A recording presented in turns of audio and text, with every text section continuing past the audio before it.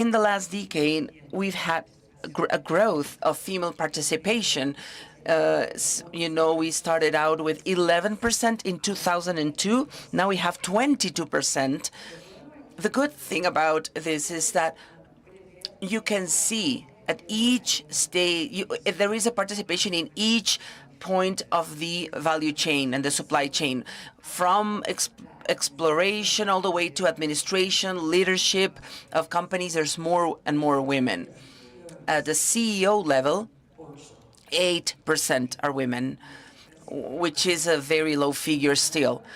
But if we look at the CEOs, for instance, Elizabeth Gans, the CEO of Fortescue, has a very prominent role in influencing the larger industry. So you see that it's only 8% of female CEOs, but if we can see that this 8% actually has a great influence, so it would be a larger number. We still have a very big salary gap. It's a 20% gap in wages. But if we go into detail, we see between the companies there are differences. For instance, BHP has a very, very lower gap. It's only 1% salary gap between men and women. So it's almost equal, which is a very important accomplishment. Now, if we look at the boards that have a very important role, because, of course, these are the engines of change. 20% of the boards still have no female representation. I mean, I could say that 80% of the boards has, a female representation, and that is also a very good accomplishment. And why do we need to have more women in boards? Well, because it really acts as they lead the cultural change. Now, speaking about the change factors, slide the next one, please.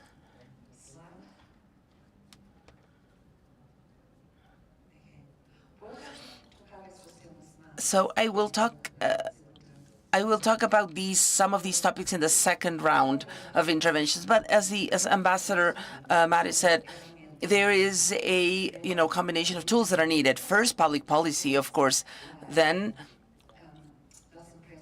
the businesses and how they act and what they do. And then the third factor that is also very important, it's collaboration, international collaboration, how we have been able to share spaces like this. I will keep on talking about this in the second round. So thank you very much.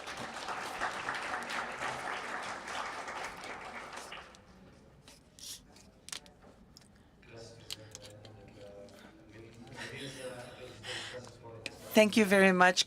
Good morning, and it's an honor for me to be here with these important personalities and people. It's an honor to share the stage with the chairman, Sabine, Marie, Emmanuel, and Pierre. I don't really think that I can give inspiring words, as Jimena said, but at the same time, I firmly believe in the importance of promoting diversity and gender and inclusion in the mining sector and also in the STEM careers. And also, I believe in the contribution and that women can provide in the mining industry. So I am not going to talk much about the British statistics or our history.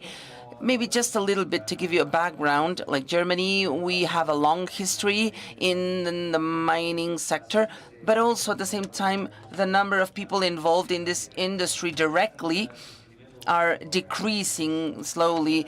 We have approximately 60,000 people that have a direct employment in the mining sector, but at the same time, there are also indirect employment numbers that is growing. It's approximately 115,000 all the way to maybe 130,000 people in the last decade. But at the same time, we are also promoting innovation in some of the most important mines and the major mines, new technologies, and especially the woodsmith mining of Anglo-American.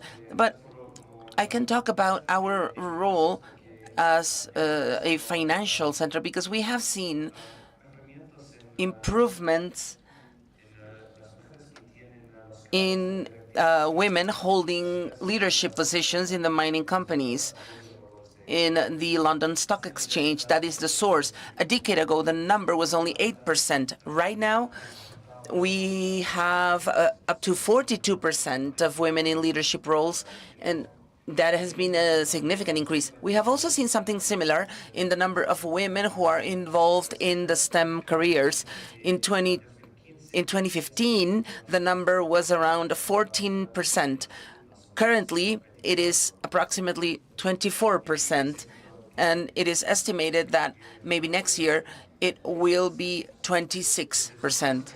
So how did we do? How could we improve these numbers? Well, I want to share three main pillars, and then in the second round I will give you more details. But we promoted the interest that girls and women have in career STEM, but also girls, specifically girls, at very young ages.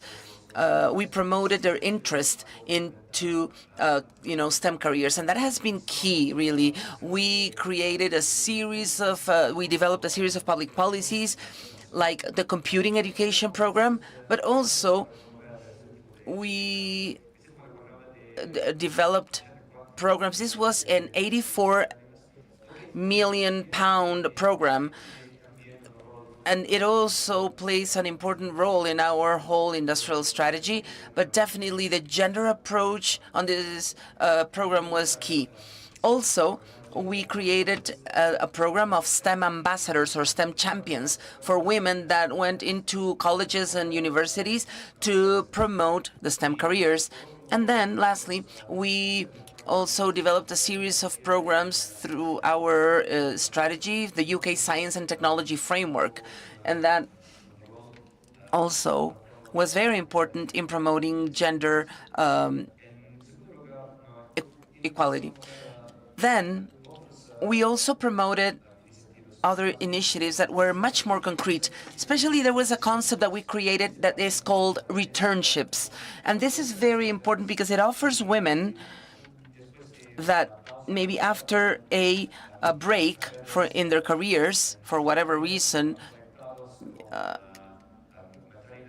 because of a maternity leave or childcare, returnships are apprenticeships, paid apprenticeships, where in a practical manner, we offer them guidance so that they can return to a STEM career. And that has been very important, working hand in hand with the government to develop the guidance and the policies for the private sector for the pilot projects. And that is something that we started approximately a decade ago.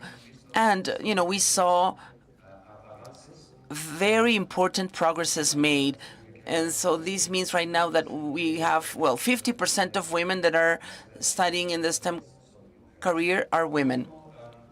And then the third important pillar, like Marie and Sabine have mentioned, is culture. To have open, flexible cultures that offer opportunities to women. And so we created a council, which is known as the Women's Business Council.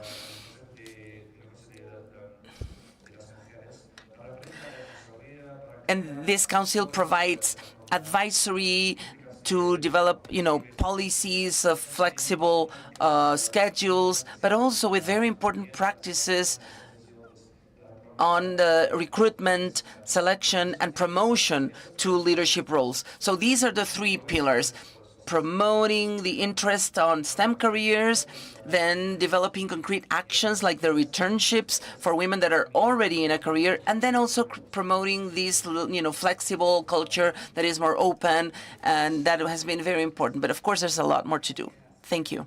Thank you, Gavin.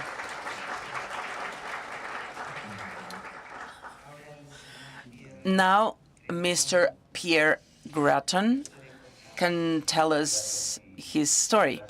Well, thank you for the invitation. It's a pleasure to be here with all of you.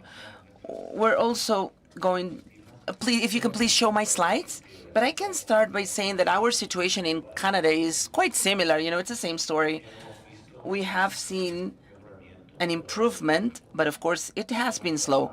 In the past 20 years, approximately, we went from 14% all the way to 20%. I think Australia's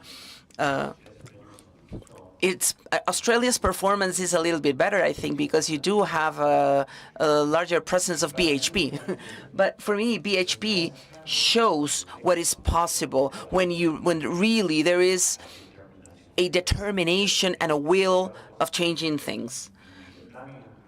And they are in the process of developing a potash mine in Canada, which is, well, it's their only mining facility in Canada, and now they have up to 40% of female participation. So now I think, they are, of course, responsible of our own improvement in the performance of female participation in Canada.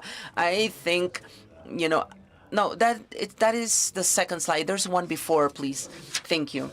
So, as I was saying, we went from 14% all the way to, well, it says 19%. It has grown to 20. Now, there is something that's very important here for me that really shows, the struggle that we find, the challenge in front of us. I have been able to see in the last 20 years where, I have worked in the mining sector, especially at the corporate level. When I arrived to the chamber, there was no woman participating in the council. None. Today, almost half of the members of the council are women, and in the last 10 years, 3 of the CEOs or chairmen were women. That is a significant change. And so when you get to an office of a mining company, no, don't change the slide, please. Yes, just yet.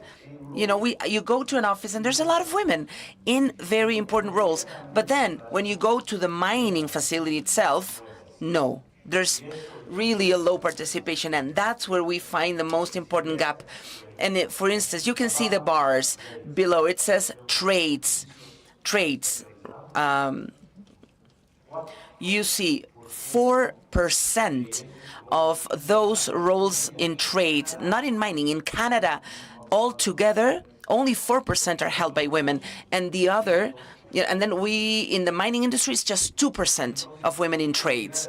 So how can we get to 50% if we only have 4% in those roles? Electricians or welders or mechanics, that is, I think, the most important challenge right now. It is not enough to have programs that are only focused on the mining sector. I think we need to think broader. I think we need to think of the whole education sector in Canada. And now we can move on to the second slide. What are we doing then? Please, the second slide. Thank you. We work with a group that we support. It's called MIR, the Human Resources Council of Canada. It's MIR. And they have many, many programs to support the participation of women in Canada. There is a guidance that they have developed for mining companies to help the mining companies to implement strategies to, have a more inclusive way of working. And now, of course, we all know the report that was published by Rio Tinto a few years ago about the reality of women in their company, in Rio Tinto. And there were many, many examples of sexual harassment, violence, etc. And so we cannot ignore that reality. We cannot neglect it. We need to talk about that. We need to face that reality so that we can change it. So we have also developed, along with the Mining Industry Human Resources Council, or MIR, reports and guidelines to help companies to combat these situations within the mining sites. We need to ensure that a mining site is a place where women are safe, are comfortable. I remember a very clear example. One of our members shared with me, and it was a mining site in Bolivia where there were no bathrooms for women. I mean, something so basic. You know, it is just an example of the challenges that we face. I also want to talk about a newer program that we started out this year, which is Mining Needs You. It's a public campaign, awareness campaign. It's throughout Canada, and it's very Canadian, and it tries to convince the youth, even girls, even young women, to think about a career in the mining industry. Because another reality also that we do have in Canada is that with the increasing demand of minerals and metals to face the energy transition, we will, of course, need a lot more minerals and metals, and we will need a lot more mines, more mining facilities. And if we're only thinking about attracting men, we will not reduce. I am mixing French here, but yeah, that's what I'm doing when I cannot find the word. I think about French and I just use that word anyway. But yeah, we won't be able to do it. So it's not just about something that we need to do because of the sake of it. It's an economic reality. If we don't face that, I don't think we will be able to give the world the metals that we need for the energy transition and our own survival. Thank you.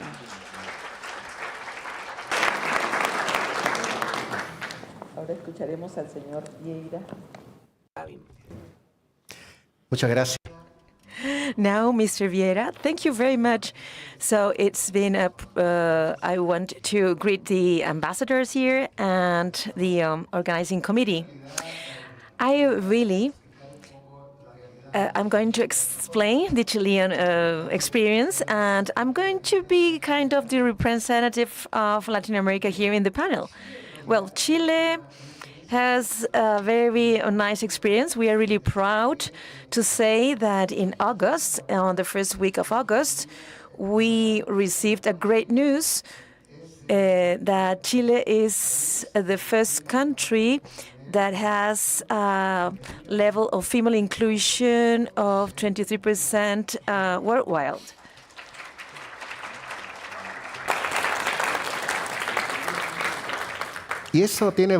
And this has a lot of impacts that are very important with this inclusion. This means that Chile, if here I'm talking about, as I talk now, Chile is producing 11 tons of fine copper.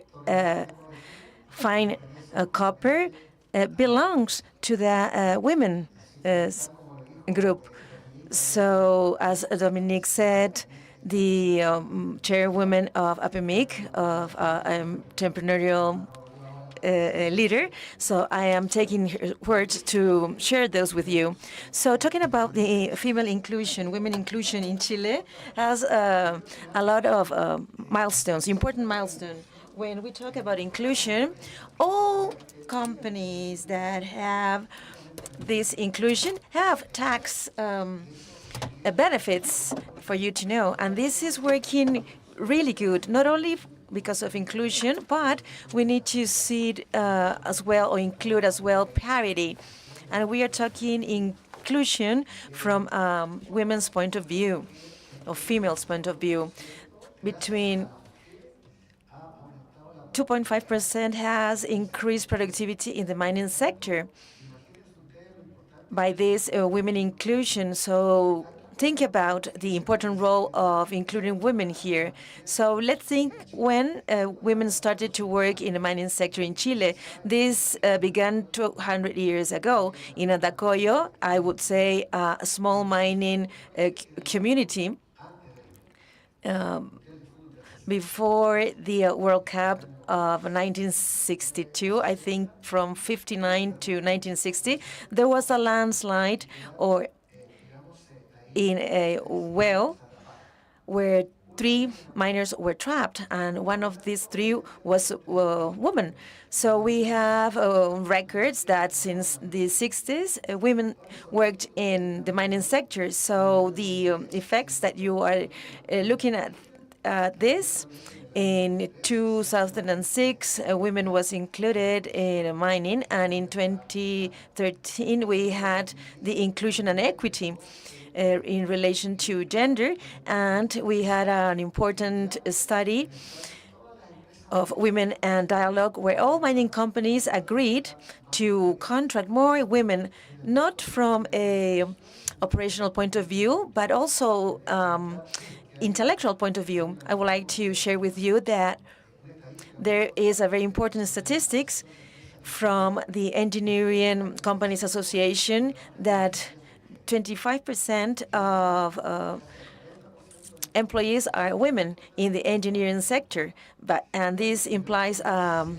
intellectual work. In 2017, the women, well, in Chile, the Women Network in Chile started, and they have connections with Win Mexico, Win Peru, etc. Then in 2099, we have the quota law. At least in Chile, 1 woman in the board of directors be a woman. So now this law is applied in all companies. At least all companies have 1 women in their boards, and if you ask them, they have 2. So this is an example of working very good with women and this curve is growing in terms of inclusion. So we know and we have experience that women, we need to work with women. They are CAT operators. We have general managers, 4 women general managers of mining companies, and they are doing it very good. And this is something key. And we also have an action plan. In 2020, it was created, the national plan, the mining policy in Chile, where we have a set of regulations for the mining companies to include women in the mining sector, and that they have all the needs meet. Let's say the toilets need to be 60 meters away from them. Every measure was taken, and in Chile there is no problem, and no executive will put any barrier for a woman to be a mother in Chile, because yes, I'm also a CEO for a company, and I am very proud to tell you that we have over 40% of women, and we are 300 engineers, and I'm really proud of it. And I need to tell you this because my boss is the chairwoman of, yes, it's a chairwoman of the board of directors in my company. So this is what I want, what I want to share with you, all the laws that the country has, the policies the country has, and they are related to promote women in mining, in all the value chain of the mining sector. There is no restriction to include women. And I would like to remind you that in 1996, the law was banned related to women not entering to the mine site because the mine will become jealous, right? Because every time a woman will go into a mine, an accident would occur. But this was something strange, but that was abolished a band. So in Chile, we are really happy to show these good numbers. And we've had female CEOs, top executives are women, and we are really proud of them. Thank you very much.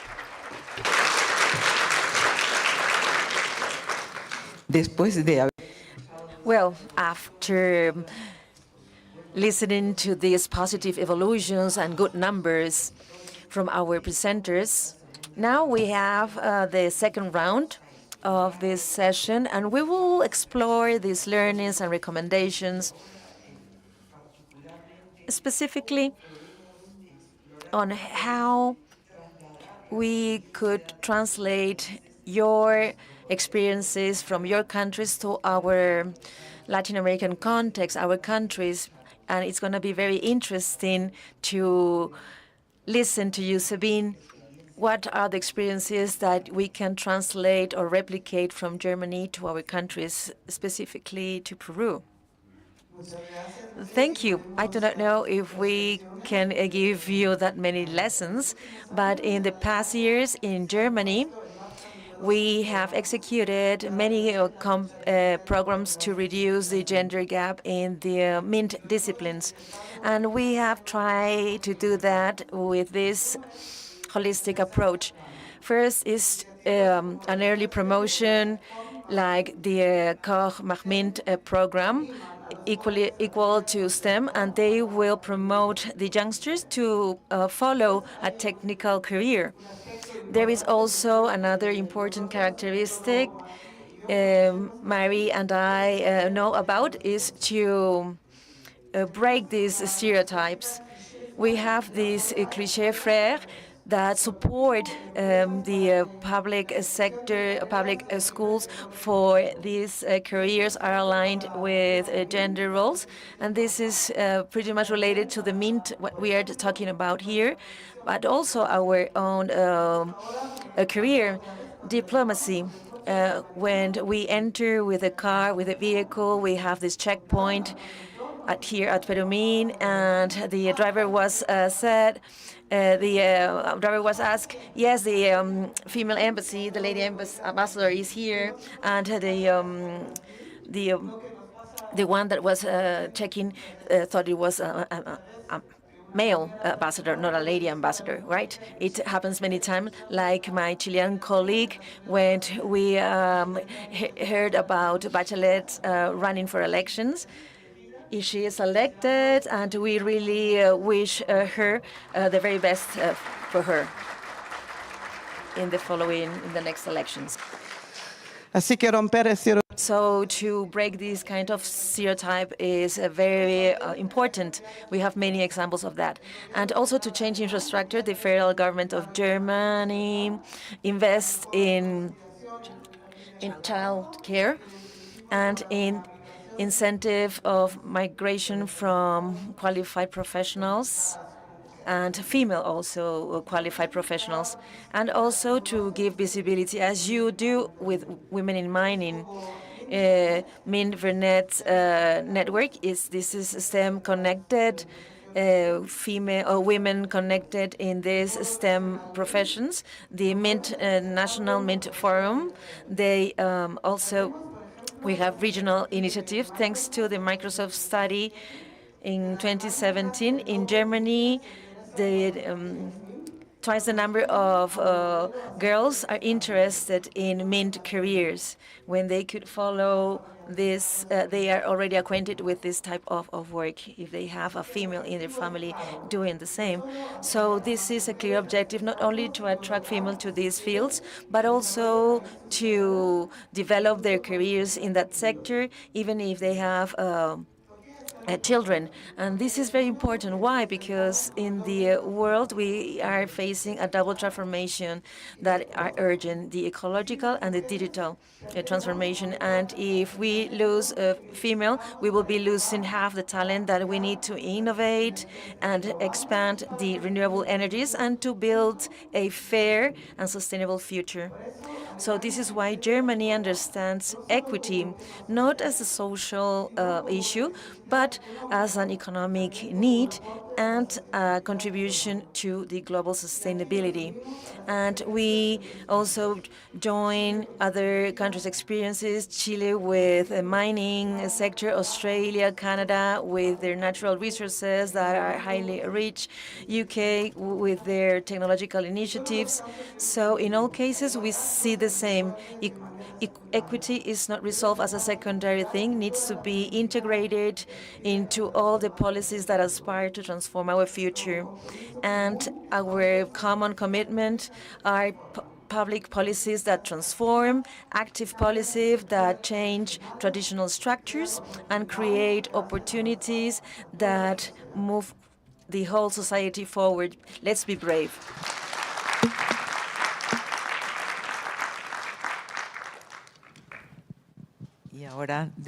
Now from Australia, Marie, please. Yes, it is a good motto. Let's be brave. And now in the audience, I can see many brave people with very nice experiences from Peru, Ausenco. We have Rio Tinto as well, BHP, well represented. And after hearing this great achievement of Chile, this 23%, I feel highly competitive because we have 22 in Australia, and Chile has achieved this number thanks to BHP, as our Canadian friend has said, because BHP has reached 40% female participation in their operations in Chile. But working precisely with the public policy in Chile. So we have here the first part of the solution. In Australia, we have seen a great change in public policy. There is not silver bullet for this. We have a set of tools. First, public policy. And this Sex Discrimination Act change, this gender-based discrimination has been very important for the whole Australian society, not only for the mining industry. In my career as a diplomat in the 70s in Australia, it was forbidden to women keep on working after getting married, but this was changed in the 70s. Thanks for the Sex Discrimination Act, that is not longer possible to select a person based on their gender.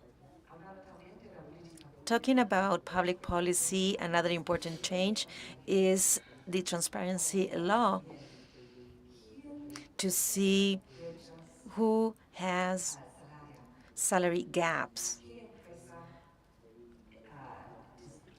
Well, what company does it good or does it wrong?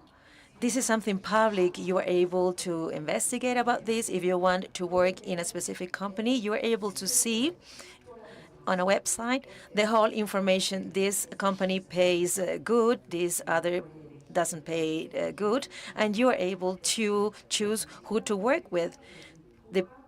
This public policy that pushes for transparency, it's really, really important. And I wanted to mention as well, yes, the second point on public policy. Recently, just precisely to face this violence and harassment in the mine sector, we have implemented a new change in the Sex Discrimination Act to have a positive obligation for the companies to prevent this kind of violence, harassment. This is something very important to put this in the center, the importance to make all the employment spaces safe. The second tool, the companies, because this responsibility, this business responsibility has experienced a great change, a big change, as we've seen in BHP or Orica, Ausenco that work here in Peru. Ausenco has already achieved 25% of female participation. This has been a great achievement. Orica as well has achieved that kind of level. BHP operates mines. Ausenco and Orica are amidst. So the mining companies here are also able to lead this change. When BHP, for instance, asks all the service providers or suppliers, what is the female participation in your company? That has a big influence, right? Because companies as Orica and Ausenco needs to respond to that type of questions. So we achieved 25%. So this is a way to show their value. Companies that hire suppliers can also have an influence on change. As we have listened, there is not just a good idea because we do this because it's a good idea, but it's a good strategy to improve efficiency, productivity of the whole operation. And we have seen changes and results in the results. The second part that I would like to mention is about the ecosystem that we have also with groups such as Women in Mining, WIM Chile, WIM Peru. There is also WIM in the United Kingdom, where this movement started. This is a world movement. And women that belong to this network of contact, they share information, they support each other and help others. And finally, I want to mention this role of making visible women's presence in mining. I have my Orica book. Maybe every company has this product already to make women visible and their achievements of women working in the company. Here they mentioned their training school for their female population in the company to provide this training to women working in the mines, delivering services. In my diplomat career, I have seen this role of visibilization. Well, there were like two ambassadors that are deemed kind of crazy, but there were none. And then after a visibilization process and raising awareness, you from Canada mentioned, I cannot say that word in Spanish.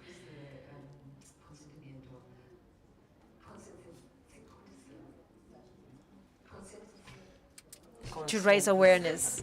Sí. Yes, to raise awareness of the need and the possibility to be an ambassador, to maybe be a geologist or a operator. It is very important. And thank you for your participation because I see your interest. Each of you is like a little bee connecting to more women and more friends in this matter. Thank you very much.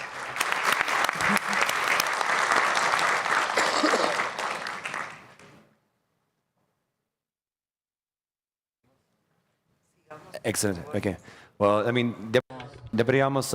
Okay, what we should do is to make a better coordination because my points that my items to say are very similar to Sabine's and Marie's, but I would like to say something very important. We do not need to reinvent the wheel, right? Every one here knows what to do, what we need to do. There are good examples in the private and public sectors. So we need to make sure of the actions we need to make. And when I was preparing for this panel, I feel kind of depressed because I would like to congratulate Peru for all their making this work Las oportunidades para las mujeres en to make visible the women participation in the mining sector in relation to productivity, the strategy that Marie mentioned, and also to make sure that we are talking about something that we could see. It's something very important. Sometimes we have very good foundations to move forward based on all the work carried out by WIM. I would like to congratulate you for this. And we are failing on the other side. In my 4 years here in Peru, I've seen more or less an increase of 2% of women in Peruvian mining, maybe 6, 7.5%. But I feel as well that I have failed to women here in Peru. I have 3 lessons of specific initiatives to share with you that I think that are important, 3 pillars. The first pillar is the government's role, the public sector role. There is a legislative role, and I'm 100% in agreement to promote these public policies and also to promote transparency. This is very, very important. But my message is that we need an action from the government that, that this comes with a budget.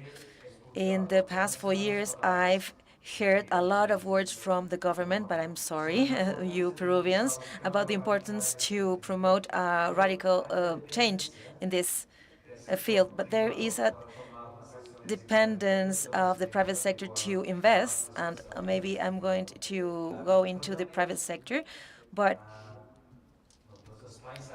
the allied countries, the partners, the embassies here in Peru, and with charity organizations, and we are trying to promote and foster girls in the districts like Cajamarca to promote them to select STEM careers, and we are doing that with a small budget in our budget achievement. And we have the government has funds for that, but they need to make this a priority first. Secondly, we need the private sector to be a little bit more risk taker in their actions, and we were talking about returnships. 40% of women in Peru, after modernity, after being mothers, would like to come back to the working to their jobs, and 40% have still 10-year gap before returning or to going back to the job or to a job, and this is a big challenge, and also a disadvantage for most people here in Peru. And maybe, I'm calling the national, the CNP. This is not only in the UK, but also to start this returnship concept. We have companies here, at least 5 companies. They are willing to invest $5,000, that's nothing, to create a guide, to make a pilot this year, so that we are able to test if this going to make a difference here. And thirdly, I want to mention the importance of men as allies in this conversation. For me, it was very disappointing when I arrived here in Peru. I got many, many messages that I was not able to promote importance of women in the mining sector and other industries and gender equity because of men. This is, we need men as agents of change, like Women Business Council. We have an agency specific for this. There are many men here to promote this change because this is something fundamental. 50% of people that will be part of the solution are women, but also men, and this is something important for me. And I would like to finish by saying I am still optimistic of Peru's possibilities, and we've seen changes through this book like Orica's and also Women in Mining books here in Peru to promote women that are breaking barriers. And also, lastly, amongst the 100 of women that are leading the world through WIM, 5 of them that was celebrated this year are in Peru. So I'm really optimistic in the future, and this become a reality in the future. Thank you very much. Yo entonces, bueno. So, who is here from BHP? Please, you should feel very proud. I'm sure you feel proud with all of these compliments and good words for you. And I will continue along the same lines. I shared with you some of the programs and strategies that we have with MIR, but I also will share another one that we have developed within our program called Towards Sustainable Mining. This is our program, a Canadian program that is mandatory for all of our members. And we have developed a new protocol on equality, diversity, and inclusion, DEI. And next year, we're going to publish the results for the first time. So, this is on each one of our Canadian mines and Canadian mine sites. Why? We have learned from BHP. The way of changing things is first, we need to have goals. We need to be transparent about the goals that we're setting and publish the progress made, and also have strategies, to have policies for recruiting more women, and then also to keep them in the workforce. We have learned from BHP to create this protocol on DEI for our program. And so we have 3 performance indicators. First is the corporate strategy. Each mine facility has to be measured against different criteria, the quality of their strategies to promote DEI. Second is an assessment of the processes to promote a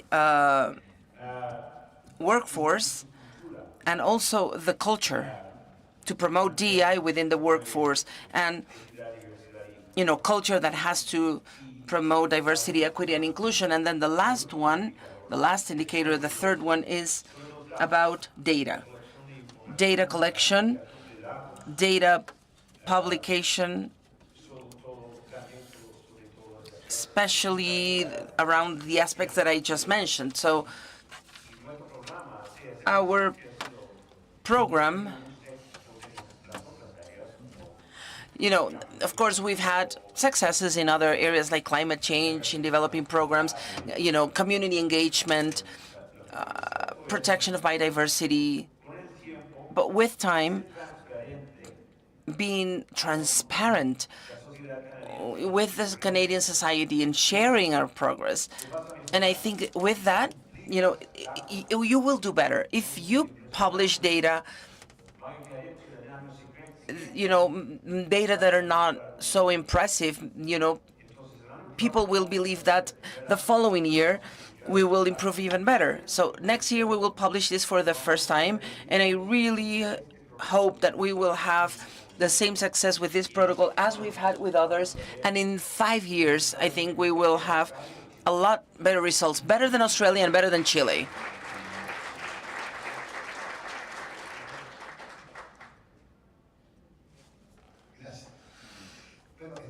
Thank you. Well, in general, in Chile, I failed to mention that Chile has a Ministry of Women's Affairs and Gender Equality, and that was created in 2015. And the ministries, well, they have different mandates, but one of them is gender equality. The second one is the protection against violence. The third one is to have equal opportunity between men and women, and also to develop meritocracy among women, and then also reward those organizations, businesses, or entities, among them the mining industry, where women inclusion is not just something they do for the sake of it, not just hiring them because they need to fill a quota, but they have to be quality jobs and where they have all of the safeguards needed. And that has, a lot to do with it. And we do believe that one of the most important things that the Ministry of Women's Affairs, do, and I think this is a very good example from other countries, for women to feel supported in everything that is done. And those who can do, their jobs well, they need to be evaluated well, and also they need to be rewarded accordingly. Now, there's something else that's very important, that in Chile we are maybe also within the salary gap. 10 years ago, it was huge. It was 30%, between men and women. Now, this has gone down to 11%, the gender pay gap. I know we still have a lot to do, but eventually I think that we're on the right track. And in general, in Chile, we are used now to working with women and to paying them accordingly. But there's still this, gender pay gap, and it appears, and then also gender diversity. That's something else that we need to evaluate and looking at it and incorporating into the business practices. Now, I also want to say that in 25 years, thanks to mining, 2.5 million Chileans left the poverty area. And I think this is a key performance indicator that is important. So, of course, that has had an impact on the Human Development Index. Chile has the highest Human Development Index in Latin America. Well, of course, we also have this phenomenon. The mining sector is the sector with the best salaries. And, these are quality pays, quality employment. So the phenomenon is that other women coming from other industries and other sectors, they are moving to mining. And this is a phenomenon, and that means that we need to train them. We need to train them and have capacity building, because, of course, they come from other industries. They are not, mining training. We do have a slogan in the mining industry, is that life is always first. So definitely, there's nothing more important than safety. Nothing is more important than your own life. And so that has been the core of every policy. Unfortunately, we had an accident in Codelco, in Teniente, and this is something, of course, that is beyond the frontier of knowledge. This was an explosion issue. It was a technical issue where the five people that were, in the front, of course, there was a slide. It was an earthquake with and then there was a sixth person and a seventh person who was higher on top. But what happens is that 60 people were coming behind them. And among these 60 people, 12 were women. So just for you to see that, regardless of the fact that probably mining, we could have a lot of risks, but, in mining, we do have the lowest accident rate in mining because we know how to control them. We know very well how to design safe workplaces. And then the last thing that I wanted to share with you is that as the mining chamber in Chile, we're not just looking at today, but we're also thinking of the future. We have created the Chilean Institute of Astromining, where the board is made up by 4 women and 3 men. So it's 100% equity almost. And so what I'm trying to say with this is that the Latin American countries, I think we should definitely go on the race of exploring asteroids and the moon and the space. I think knowledge is important. In Latin America, I'm sorry, but I think that we are the best miners that exist in the world. Why can't we look at the space? We need to remember that critical minerals, among them, many of them will be depleted because of the appetite that the powerful countries have.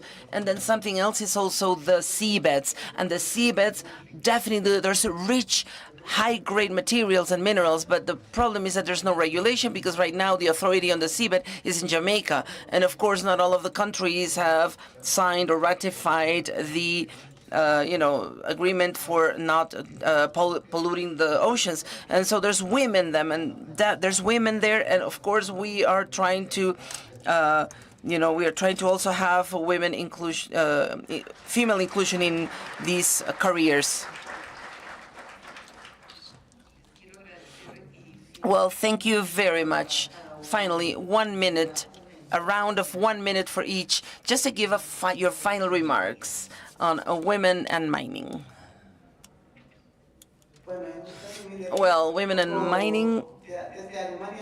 From Germany, it's hard, but I can talk about women in mint and women in general and in diplomacy and in any industry or sector. We need to be together. We need to stick together, work collaboratively, and also men, they need to help us. Don't stop us along the way. And I think we're going to, advance, surely. Well, I don't think that talent is gendered. And we have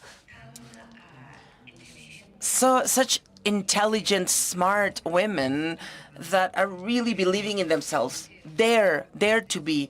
The future belongs to you. Mining needs more women, and please get out there.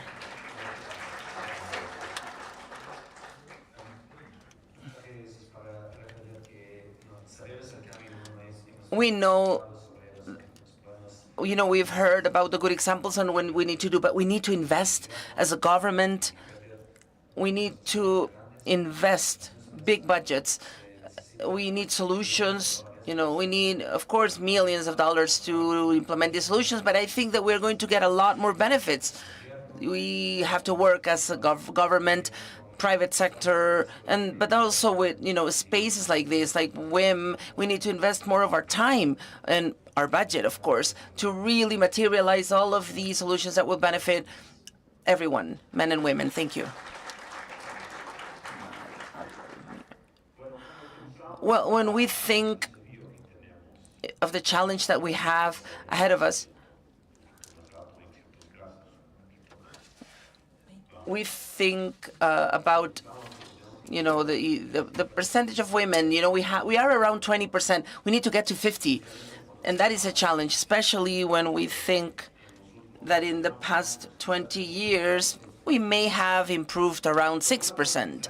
But something that I have also learned from BHP and their experience is that when you get to approximately 30%,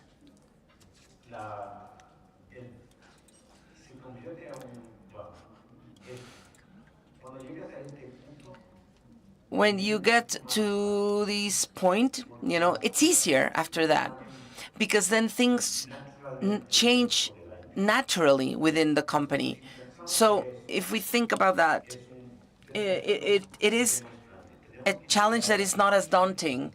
We need to get to 30. And after that, I think we can breathe and we can continue, and it will come easy. or easier. So I think that is the big challenge for me, getting from 20 to 30, that 10% extra, and then I think we're going to do it.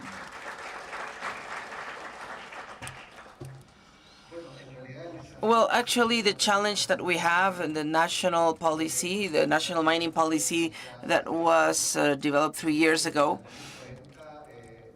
I think that by 2040 in Chile, we need to get at least to 40% of inclusion and parity and equity. And so the way we are going, I think we are going to achieve it before that time frame.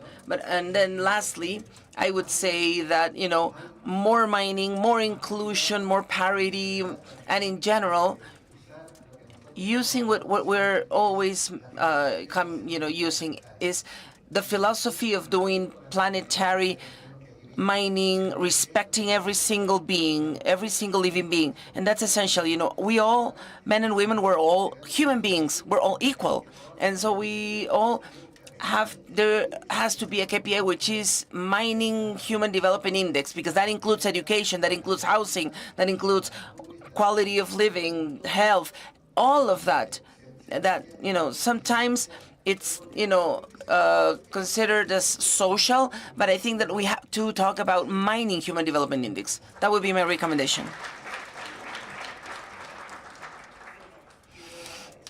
Well, I would like to deeply thank each one of our panel members for their generosity in sharing their ideas and experiences and learnings throughout the years.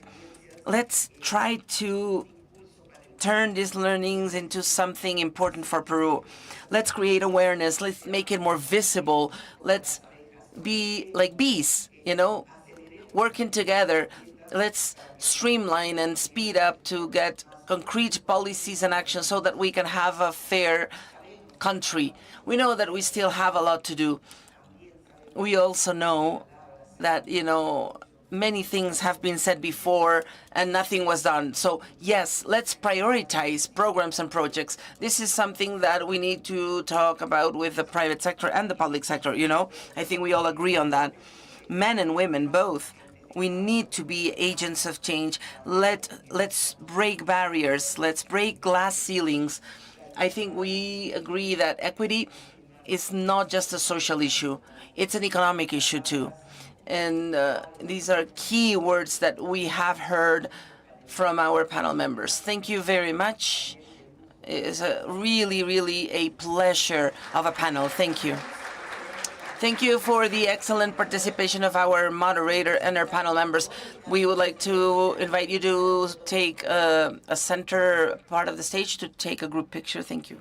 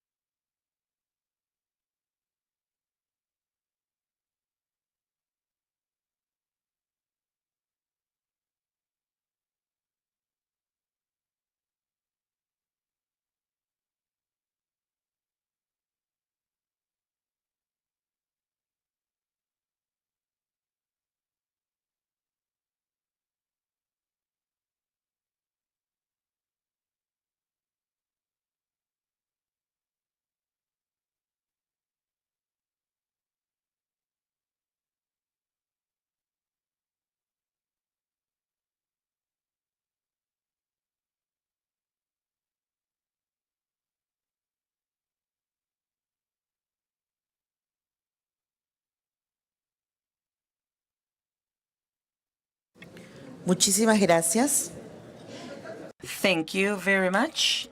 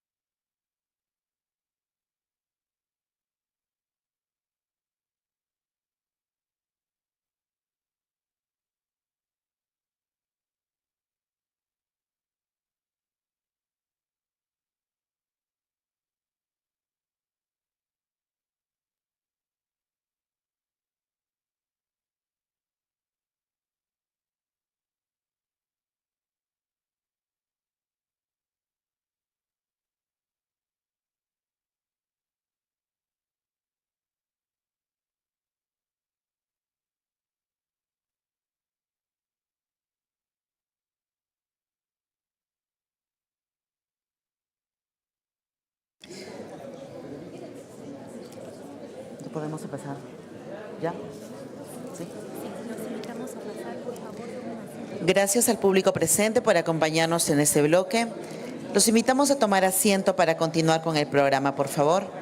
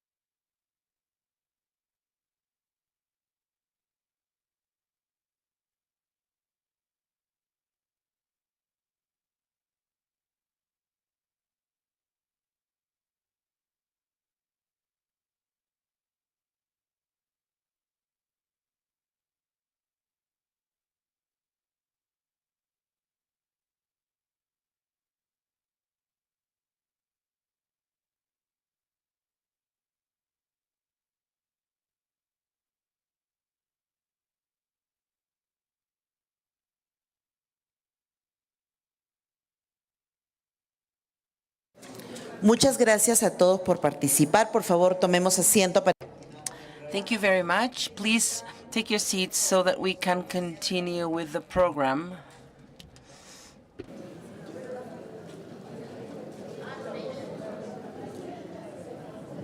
Los invitamos también a pasar a las filas de adelante para... Also, if you can sit on the front rows, please, those of you who are sitting down, you can move to the front rows.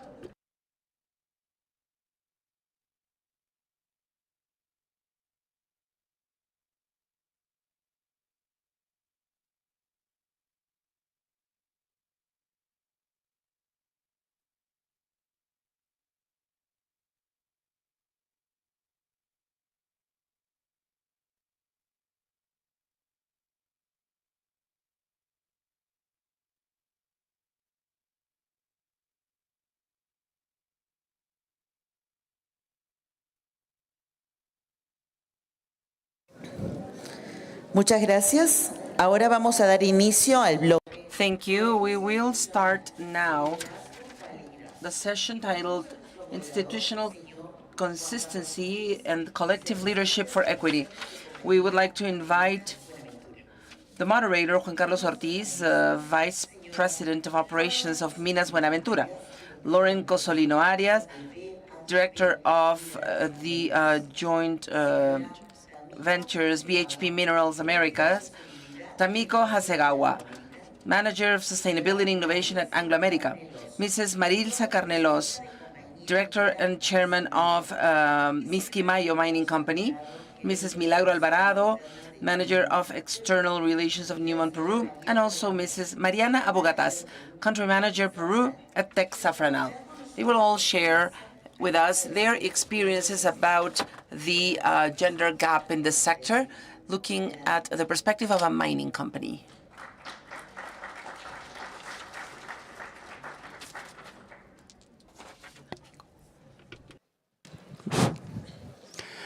Good morning, everybody.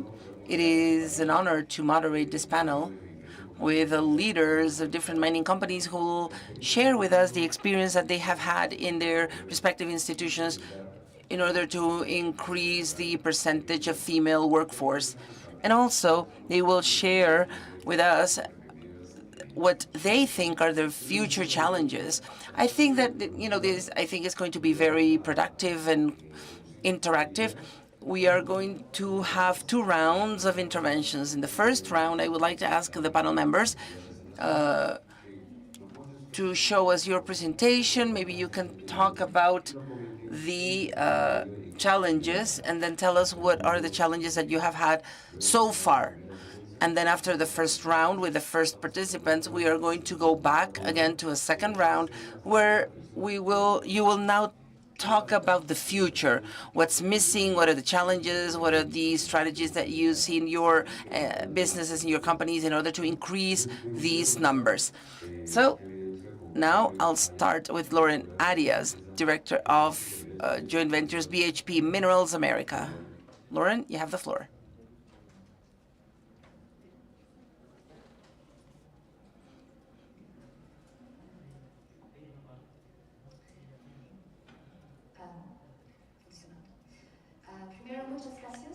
Well, first of all, thank you very much for the invitation and to participate in this conversation about such an important topic and so serious for the industry and for the future of this industry. In 2016, the CEO of BHP made a commitment public of actually achieving gender parity by the year 2025. Right now, the global at that point, the mining industry had a female representation of 16%. Here at BHP Americas, the female representation was only 9%. Think about this. And I am very proud to say that thanks to the sustained effort and the commitment of the leadership team and the participation of new people, we have reached almost 41% at BHP of female representation globally. And at BHP Americas, this percentage is 46%.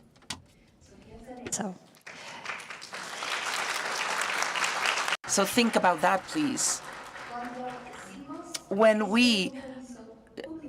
this commitment was made public with the world, it was 9%, and now we are at 46%. People tell us that it was impossible to do. It's crazy. You cannot do it. But we're doing it. We're there now. We are committed. We're still committed, and we continue moving forward. What is important to highlight when you look at this curve is that this wasn't accomplished overnight. Of course, we have had ups and downs. We made mistakes. We also had to have very difficult conversations. But we persevered. And what we learned and what we have shown as a company is that gender diversity is not just something that sounds pretty, it's not just something about goodwill or something that you want to do because of the sake of it. It's something strategic. It's a business decision. We know that the inclusive and diverse teams have a better performance because they promote safety, protection, and the well-being of every single person. The teams that have been able to be more inclusive are those teams that reach exceptional performance levels. And these are the teams that everybody wants to be a part of. So I think something interesting about this, in the last year, we have been able to have more progress than in the past decade. And then you think about this and say, why? How? I think this reflects the fact that what we did, well, the impact of all of the actions that we did was, of course, they were deliberate and sustained measures. And then when we started reaching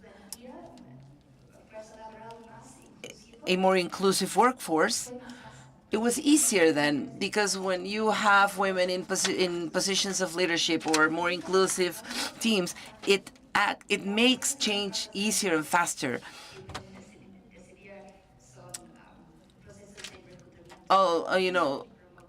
we need to think about who should be promoted and how do we incorporate women. But that is not all.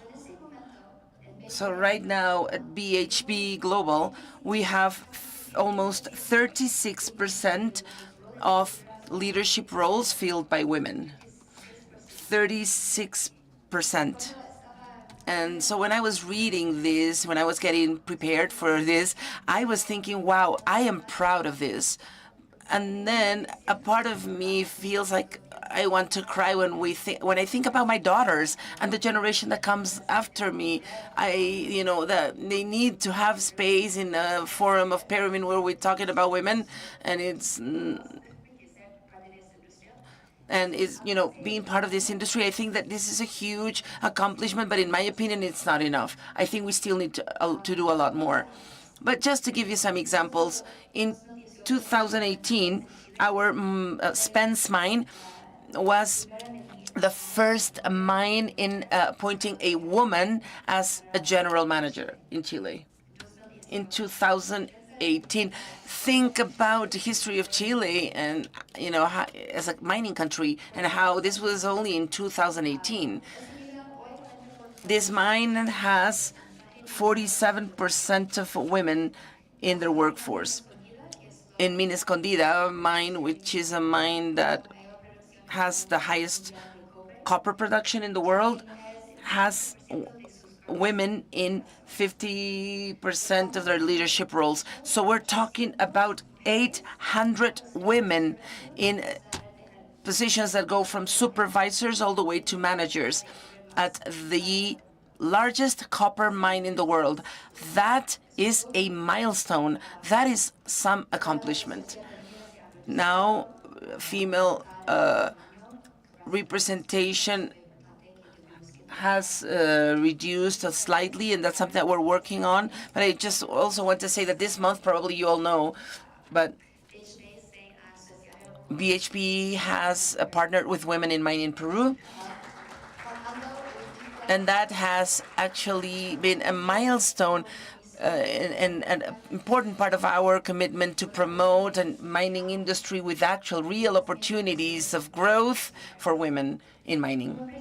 As a company with over 140 years of history, BHP has quite a long history. We have worked with dedication to reach gender parity, and we are very proud to share our learnings and our mistakes, of course, as well, to contribute to a more inclusive, productive, and diverse mining. In Peru, according to the Ministry of Energy and Mines, 1 out of 13 workers is a woman. 1 out of 13. So for the future of our industry, of our dear industry, for our industry that is so needed by the world, we have partnered with other organizations to ensure the female participation, to reduce gender gaps, and to open up more spaces of leadership for women. And that's why we're here with you today.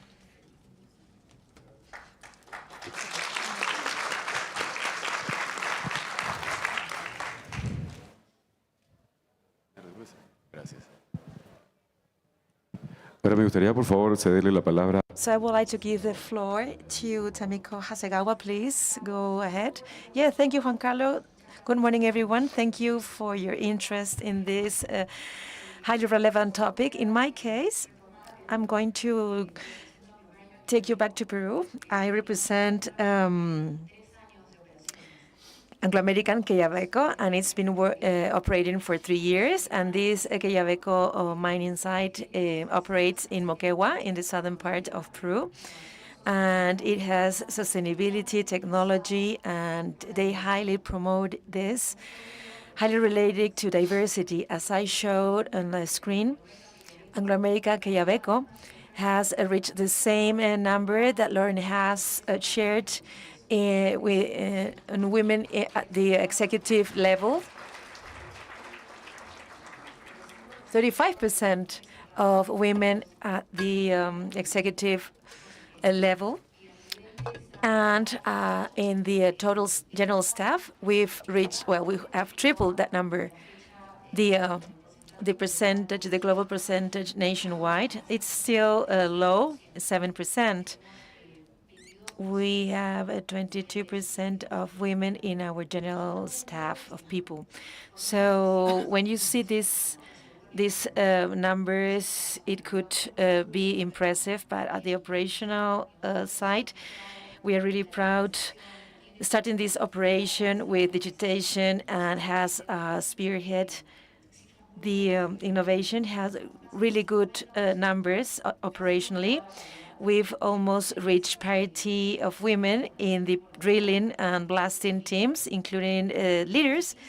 We have 50% of women in the Operation Integrated Center. This is the center that uses this digitization and the sensors throughout the whole mining process, where data is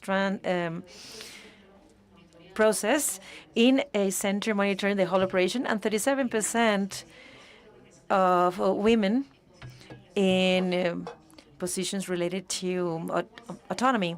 And this shows again what is possible towards that technology and digitization route of sustainability. So how we did this? Quellaveco's approach is on talent, not only in women, but local talent, but also outside the mining sector. There is expertise in sustainability beyond being in the mining sector for years. So we've started a 100% digitized mining. It's not only about gender, but we also have generational diverse. We have pretty young talent, and this approach takes us to have inclusive leaders, that all colleagues will generate the necessary conditions to keep on moving forward to parity, female attraction and development, and also to have a safe, flexible, integrating, and amicable work environment, that balance that we need to have between numbers, and also that the settings and environments are appropriate for that parity. And the most important thing is to understand the human factor behind these numbers and percentages. There are a lot of stories. There are a lot of barriers and obstacles broken, and a lot of pride going forward to parity. In the afternoon, we will have a panel that I think that it's going to be a very inspiring panel, and we will be listening on firsthand these stories about these percentages. Talking about these emblematic cases, I would like to share with you 3 of the many we have, these inspiring stories that we have. On the construction phase, we started this operation program, this truck operators program. This was a phase of our truck fleet, autonomous trucks. They were getting ready for autonomy, so they were still on a manual and assembly stage. And being consistent with our sustainability strategy, we decided that people that will give us support and lead this whole process were going to be women. Women from the local environment without higher education, and it was a great program, highly associated to an integrated view, not only operational, in the operational aspect, but the social aspect. We integrated 32 women for CAT 794 trucks. It was only a temporary program, but they are still in Anglo America, Quellaveco, in different areas in the company. This program took in 2021, 2022 to open a drilling controllers program. We trained 12 women. In this case, because of the level of this role, they needed to be trained in a higher education. 11 out of these 12 women still work in Anglo America in that same area, and it is not a coincidence, the percentage that we are almost in this parity in drilling and blasting. We need to have diversity to reach parity. So centering in this local approach. We have training programs in Moquegua. Around 1,200 women in Moquegua have participated in different programs and scholarships implemented between 2018 and 2024. These are some of the scalable examples to other companies in Peru and to keep on moving in this path. Thank you very much. Muchas gracias, Tamiko. Ahora me gustaría... Well, I would like to invite Marilsa Carnelos to share with us the progresses made in Misquimayo Mining Company. First of all, good morning, everyone. I am really happy to have this mixed and combined group of people, men and women, because if we need to make changes, we need you. If we talk worldwide that we have around 10% positions held by women, because we are talking about cases here that are great. This means that other 90% of the decision-making process is in this large percentage.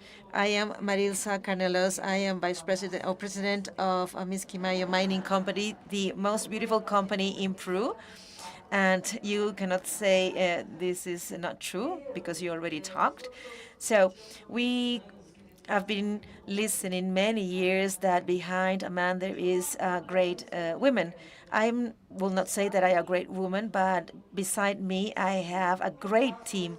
And here I was greeting and saying hello to some of our people, and I respect women and men that made Misquimayo a reference, a non-metallic mine. This is the largest non-metallic mining company in Peru. We need to stress this. So to understand its history, we sometimes talk about numbers, but we need to understand the settings of the environment we are located.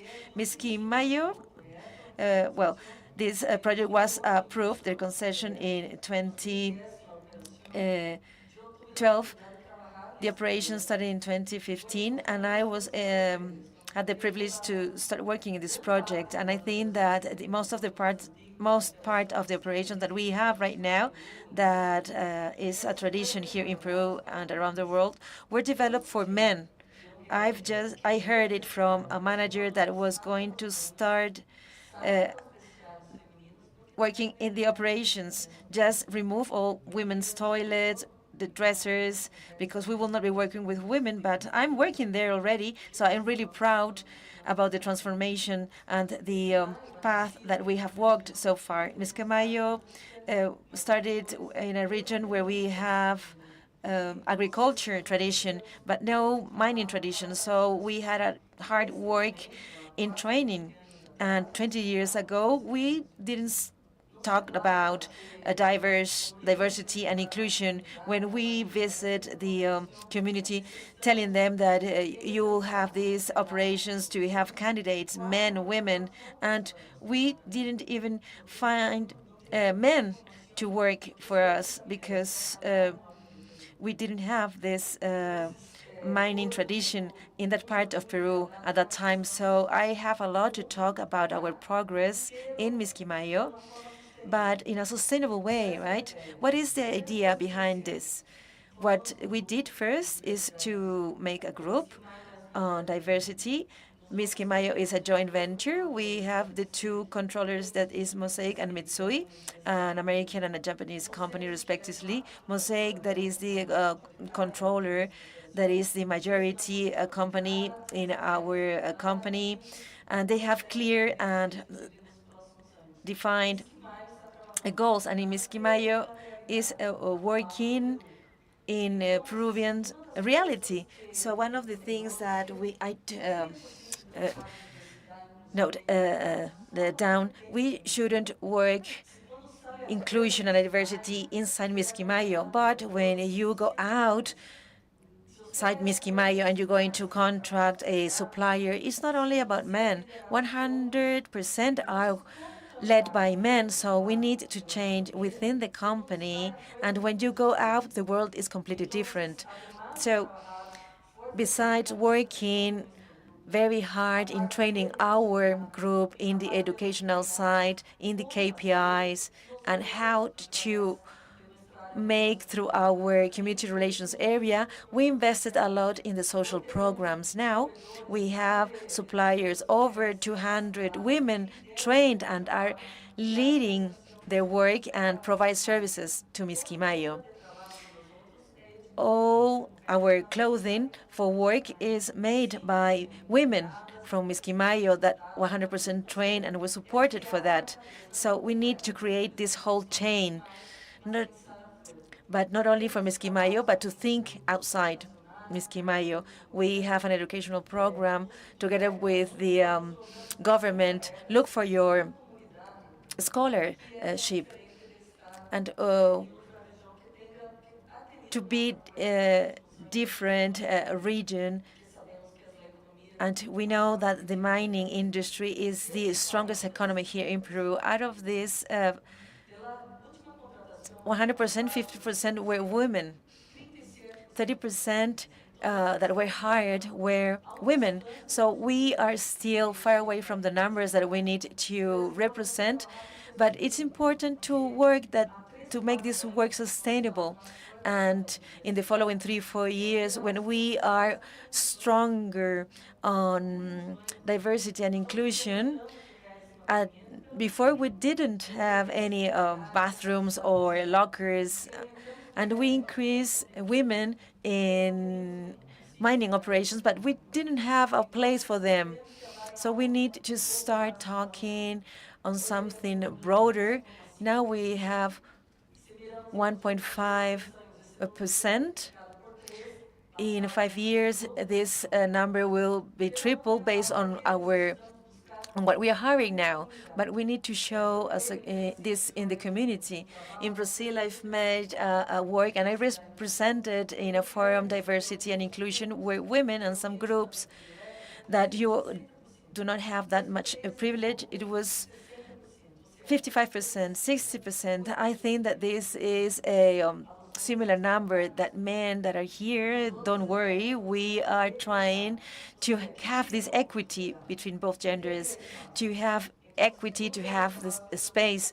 And many of the works we are conducting together with human resources in Kairin to have the minimum one women participating to have good conditions, but we need to show that there is opportunity, and if we have the condition, we need to invest.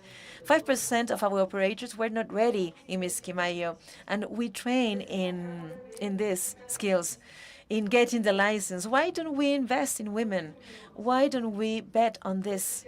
I've just heard 1 hour before, and from the representative of Chile, when we started to work with women, we had accidents. But I would like to say something, and I invite myself for the next forum we will have to talk about safety and women in mining, because I had the opportunity just recently in Brazil, some years ago, there was an accident, and we are still in this process of equity, diversity, and inclusion. An operator, a female operator, was included in that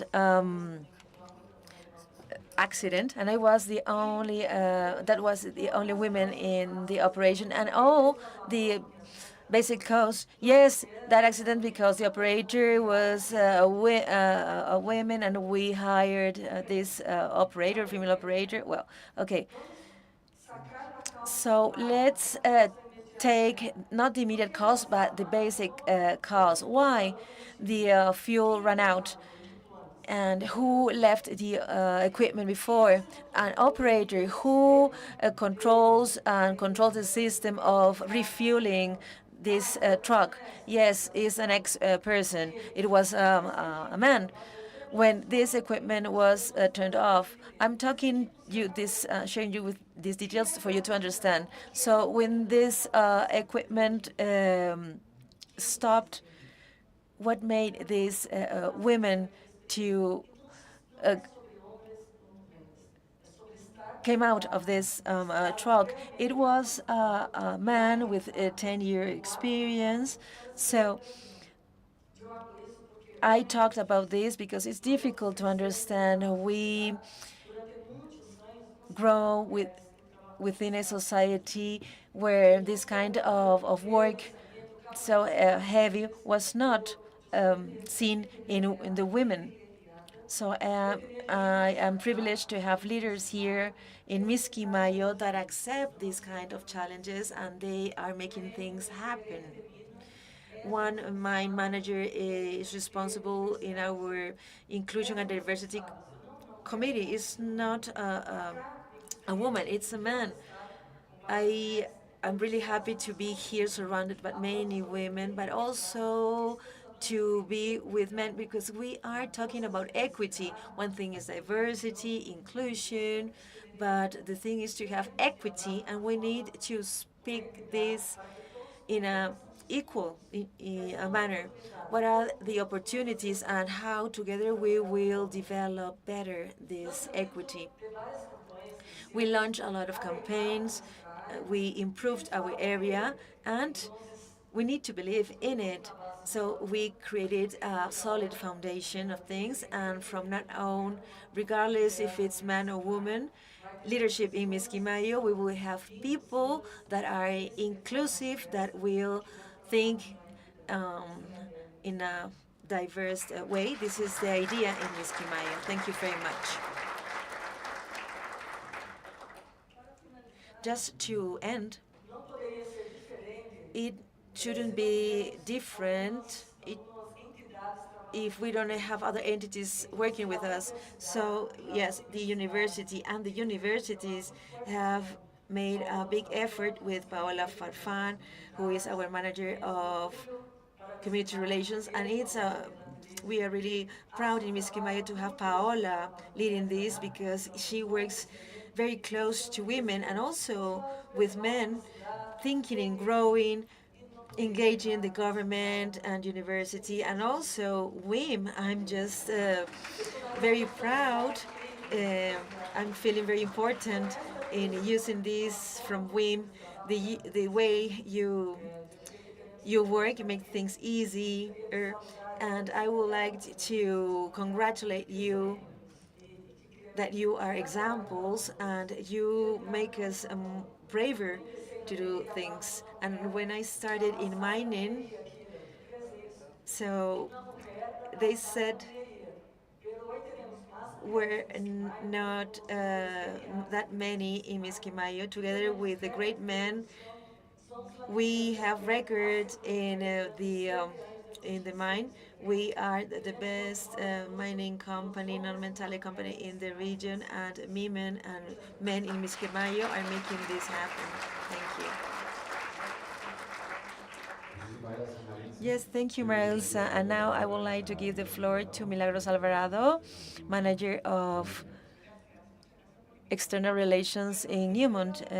Well, my story is going to be completely different because compared to the previous experiences, Newmont Yanacocha is in its closure stage. So your numbers are going to be larger than mine. So that's the challenge, to show you what we are doing, how we have been working in the past years, and in this progressive closure stage, and we will start the final closure stage next year, and we need to keep on our commitment that Newmont has on gender parity. So very briefly, I would like to tell you that Newmont is a leading company in copper and gold. It's been in the market for over 100 years, and we have over 40,000 employees and contractors. We have over 35,000 million ounces of gold, and in Peru, we've been for 40 years. We started 32 years ago, the first production of doré. We started operations 30 years ago, and we have started our closure stage, and this is our current situation. I'm going to show you the numbers. So in the past 10 years, Yanacocha has been having this increasing trend from 6% in 2014. 10% of women participation. If we see the women leaders indicators within the organization, we have had a good behavior. In 2018, we had 35% of women leaders. And as I mentioned, as we have studied our closure process, this has been decreasing progressively, but from the corporation, what was decided to keep the talent and keep on giving opportunities to women, they have been transferred to other mining operations that Newman has. And up to date, in the past 10 years, 16% of female workers have been transferred to other mine sites. And this shows us the corporate commitment to keep the talent and to stay with women at work. So these are general data of what we're doing in the company to reach that representation by 2030.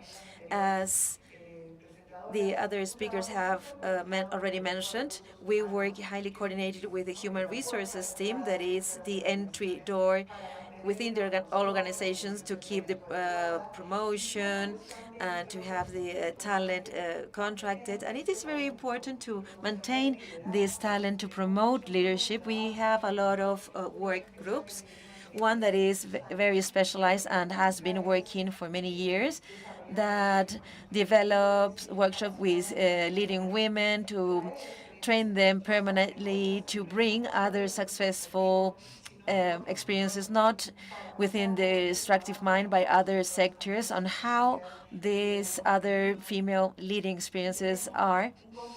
And also we have a definite commitment to get to 2030 with parity at the executive level, in the human resources and other areas. We are completely devoted to that.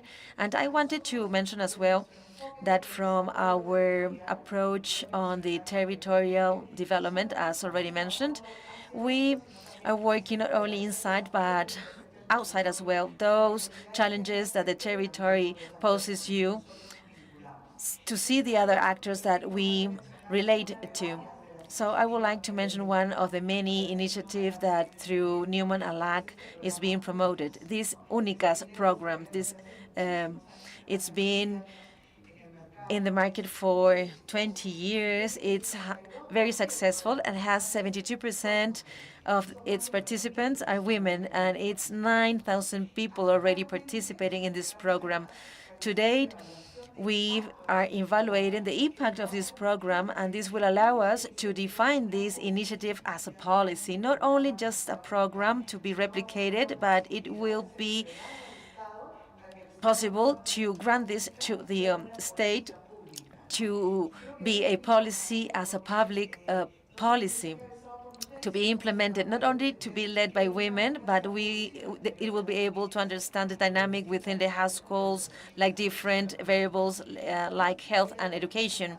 And before finishing my intervention, I would like to share with you a very rich experience, and it's been replicated permanently, and we are very proud of it. And also the ambassador shared the Achieving program that we have in Cajamarca. Many women have been beneficiaries of this program, and we are really proud to keep on collaborating in these years of operation and in this closure phase that will be like 30, 40 years. Thank you very much. Thank you, Milagros. And now I would like to give the floor to Mariana Bugatas, Country Manager, Peru Tech Safranal. Good morning, everyone. Hello. It's a big pleasure to be with all of you. I love the diversity of the panel members, but well, with the exception of our moderator, as Milagro said, they are in the closure stage. We are in the starting phase. Tech Safranal has, in fact, many things that are being implemented, but there are still many things to learn. These spaces are really important because we share information amongst us. We see lessons learned. We also are able to know at first hand how things are being done. And on Monday, we had a panel with WIM as well. Sometimes we do not talk that much amongst us. So these are very useful spaces, and we know better each other and how to share information amongst us. I think that this is a stage where we are able to face challenges and to have this healthy competition, and this is something very important. I don't see my presentation yet. Do I need to push a button here? Well, I pressed the green button, but nothing happened. Technology and I sometimes don't get along very well. Well, we can keep on moving. There's no problem. These spaces of generosity amongst us is very important, and we are able to share not only the things that we are doing inside and outside the company, but from us to contribute and to support each other. I'm going to talk about things about our beginning. We have a program that is to promote development and growth of leadership in our company from superintendents up at the beginning to see how we can grow and to improve what they are doing, to make them feel more comfortable and secure. As you were saying, Tammy, and I completely agree with you, because the commitment needs to have an intent to really, well, to say things and to put numbers is very nice, but how to put things in practice, that is very important. And we need to enroll all of you, because if it's only our work, just us, this will not move forward. I love to see my diverse team, because we have our team coming from different areas. We have 2 representatives from our company. I love to see them here, attentively listening, and also to want to learn what other companies are doing. We have mentorship programs as well. And this is a mentorship program that is provided to all the companies that we have in tech. And what I love about this, if that we have lessons learned from other countries. The closest country is Chile, where we have our general manager. Is from Angélica Cabrera from the Ande Antacoyo, and she herself shares this mentorship time, but men have been also enrolled. It's not only about women here. And another thing that we have, and it's important, is that we focus a lot on the space that we provide people to work in, to make them feel safe and comfortable for both men and women. Sometimes they are shy, and this could happen in all levels. And if we don't provide the tools to our female and male workers to feel comfortable, to raise their hands if something is not good, this is something critical for me, because these are ways to show how in our company we are genuinely worried on how things are being managed, the respect to people, irrespective if it's a man or a woman. So I would like to share some other examples outside the company. We have a scholarship plan. Is Juana Rosa Castillo. This is the name of this scholarship plan. I've just joined the company. I've been 3 months so far, and I wanted to know about this lady. And she came to here in Arequipa, and I'm going to be Arequipa origin as well, because she was one of the first women to hold important roles in our country. She was part of Min and also in Safranal in 2011. She worked in Safranal as well. She studied here in the University of San Agustin here in Arequipa. She died recently, and this is why we have named our scholarships after her on these overachievers, girls from schools. They are getting this scholarship. And also the efforts that we are making, but with this great intent on how to attract women to our company. In this case, it's not only to attract them, but to retain them. I was told recently, yes, we are getting this new plant manager. If you're going to be at the office, please welcome her. Yes, I welcome her and just stay talking. And she shared experiences in other sites. And I realized that she was, I learned that she was pregnant and she has just joined. And I'm really happy to be here. But besides being happy, I never thought that I was going to be hired being pregnant. It's incredible. On these times, people still think that they will not be hired because they are pregnant. So this is the intent I'm talking about, not only to say it, but to do what we are saying without even thinking when doing it. Not to be just focused on what else to do. We've been already accomplishing our goals. This is what equity is about. It is not that we are better than others. Oh, yes, she's been granted that position because she's just a woman, and those things shouldn't happen. And when we get to that point, this is going to be something very good in Safranal. We have achieved after, I think that in the past 3 years of the company, we had this peak of female hiring women. Yes, Raul, please help me with the numbers. 38% is holding management positions. But that is not the limit. We still need to keep on moving forward. We have these strategic partners, the contractors. They are very important because sometimes we are only focused on what we do, but they are part of this ecosystem. And if we can have an intent with them, that will be very helpful as well. Within our contractors, 30% are women. There is a lot to do still, but we need to be always looking for more things to do and other networks of women and raising others on this matter. This is what I wanted to share with you of what I remember. And this, what I was looking at, this scarf has turned to a different color. I think that I've watched it too many times. I see it more orange than a coral color. Thank you very much.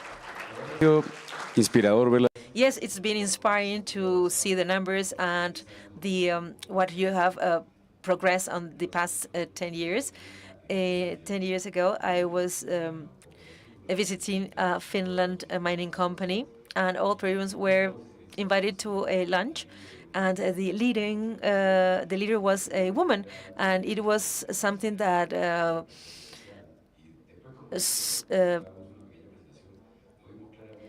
called my attention. But she was the leader. She was the most qualified person to fill that position. This is something that I saw 10 years ago in Finland, and I'm really happy to see that those initiatives are pretty achievable in our country. It's not only in our reality, but we need to set concrete goals to see what we are going to do in the future, or we are able to do in the future. So this is what we would like our panel members to share their ideas. What do you see that we need to do more more. Yes, you talk, Mariana, about the contracting companies, maybe the suppliers as well, that they visit very frequently the mine sites. And another thing, it's underground mining. I think that the experiences we are sharing in this panel, the sample that we've taken, they are open pits. But I would like to think about the strategies that could work, those experiences that work in open pits for underground mining, designed specifically for this specific kind of mining. But the challenge is there to achieve what something was difficult to achieve in the open pit, to replicate those or to adapt those for the underground mining. So, Lorena, I would like you to share with us what are the goals that we could aspire in the future inside the company, outside the company, and maybe in the underground mining, that is another front in the mining sector. Okay, thank you for the question. First of all, when we talk about this matter, this needs to be cross-sectional in the whole organization.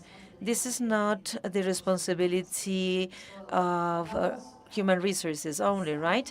We talked a lot about the importance of promoting this topic on the first line and to make this connection between the theory and numbers. Numbers sounds really good, but I am really proud of achieving what I've shown you, but how to connect this or to make this connection with the people that are making that work. When we think about goals, right? So we need to go beyond general goals, but start thinking everyone's skills and capacities. So in our company, and I think that some of my colleagues already mentioned here as well, we have this National Inclusion Council led by our CEO, and to be leaders in this field, we have a sponsor that is connecting with people that are really making that work. All the members of this council has a link between the leadership and the people. This council is have people that are passionate of making this change. They would like to have this healthy relationship amongst the leaders, and you are able to manage on a daily basis the scope of these goals. So when you ask if it's going to be possible when we set this gender balance, it's about the day-to-day work. It's not magic. When you think about underground and all the challenges that are going to come in the future, that ingredients we've been talking about, we need to include more women. But people would say, yes, we are trying to get women, but there are no women available. So we need to invest in girls, in their education at school, in STEM, in BHP. We have these training centers for our regions to have this woman workforce, right? We are not part of a checklist and check a box, right? We are here ready, we are skilled and trained to hold those positions. So we need to be leader of this. And like our recruiting plans, I would have them to be different. The license, they are not changing. They're important, but we need to have different skills and vision and different perspectives. We need to take those biases out on looking for male miners for these companies, and how we maintain and retain and develop the diversity when we have it in our companies. We already talked about the importance of feeling safe at the camps, at the mine camps, the importance of feeling safe, of speaking up. So it's not like, oh, I don't have a voice because I have gray hair or something. So I think this is basic. I think if we do it deliberately and with dedication, we need to have development plans for women, for young people, for young women, because I think the mining generations change, and all of these gray hair, it will leave, and another generation will come. And so we need to be ready. At some point I will also have gray hair, and it has to be my responsibility of lifting up the generation that comes after me up. I need to do that. So when I think about the future, we have the ingredients. I think we know what we need to do. We need to do it deliberately. We need to speak up. We need to commit, and we need to make those commitments public. We have to say, okay, we're going to do this and that. And I think this is about people. And, mining is an industry of people. And so it's not about just being a woman. It doesn't belong to just one group. It's not just us. It's a group of people. Our history at BHP was long, but it shows that the impossible can be possible. That before, being a miner, it is changing, the whole meaning of being a miner, and it requires a lot of effort. It requires a lot of commitment, but I think we play a role in this, and together we can move forward. Thank you. Muchas gracias, Lorín. Tamiko, por favor. Thank you, Tamiko. Well, first, I just want to frame each one of the practices that we have shared here. Shared in this panel, and I'm pretty sure, I think it's very helpful for everyone so that we can replicate it, and it can also be translatable to other territories. 7% is very low, but Arequipa is already doubling it. So I think all of these good practices translate into other territories, can be applicable, but I think we need to do better, and we can do it better. The former panel included other countries, show that this 7% is way far from what other mining countries like Australia and Canada and even Chile show. They all exceed 20%. So I think there's evidence and it's proof that it can be done. And saying that, oh, it's a mining sector, it's no longer valid. But I think we need to really persist and keep on raising awareness and keep on, having positive practices and take them to scale. And I think that a big challenge is the lack of data. In our case, at least in Peru.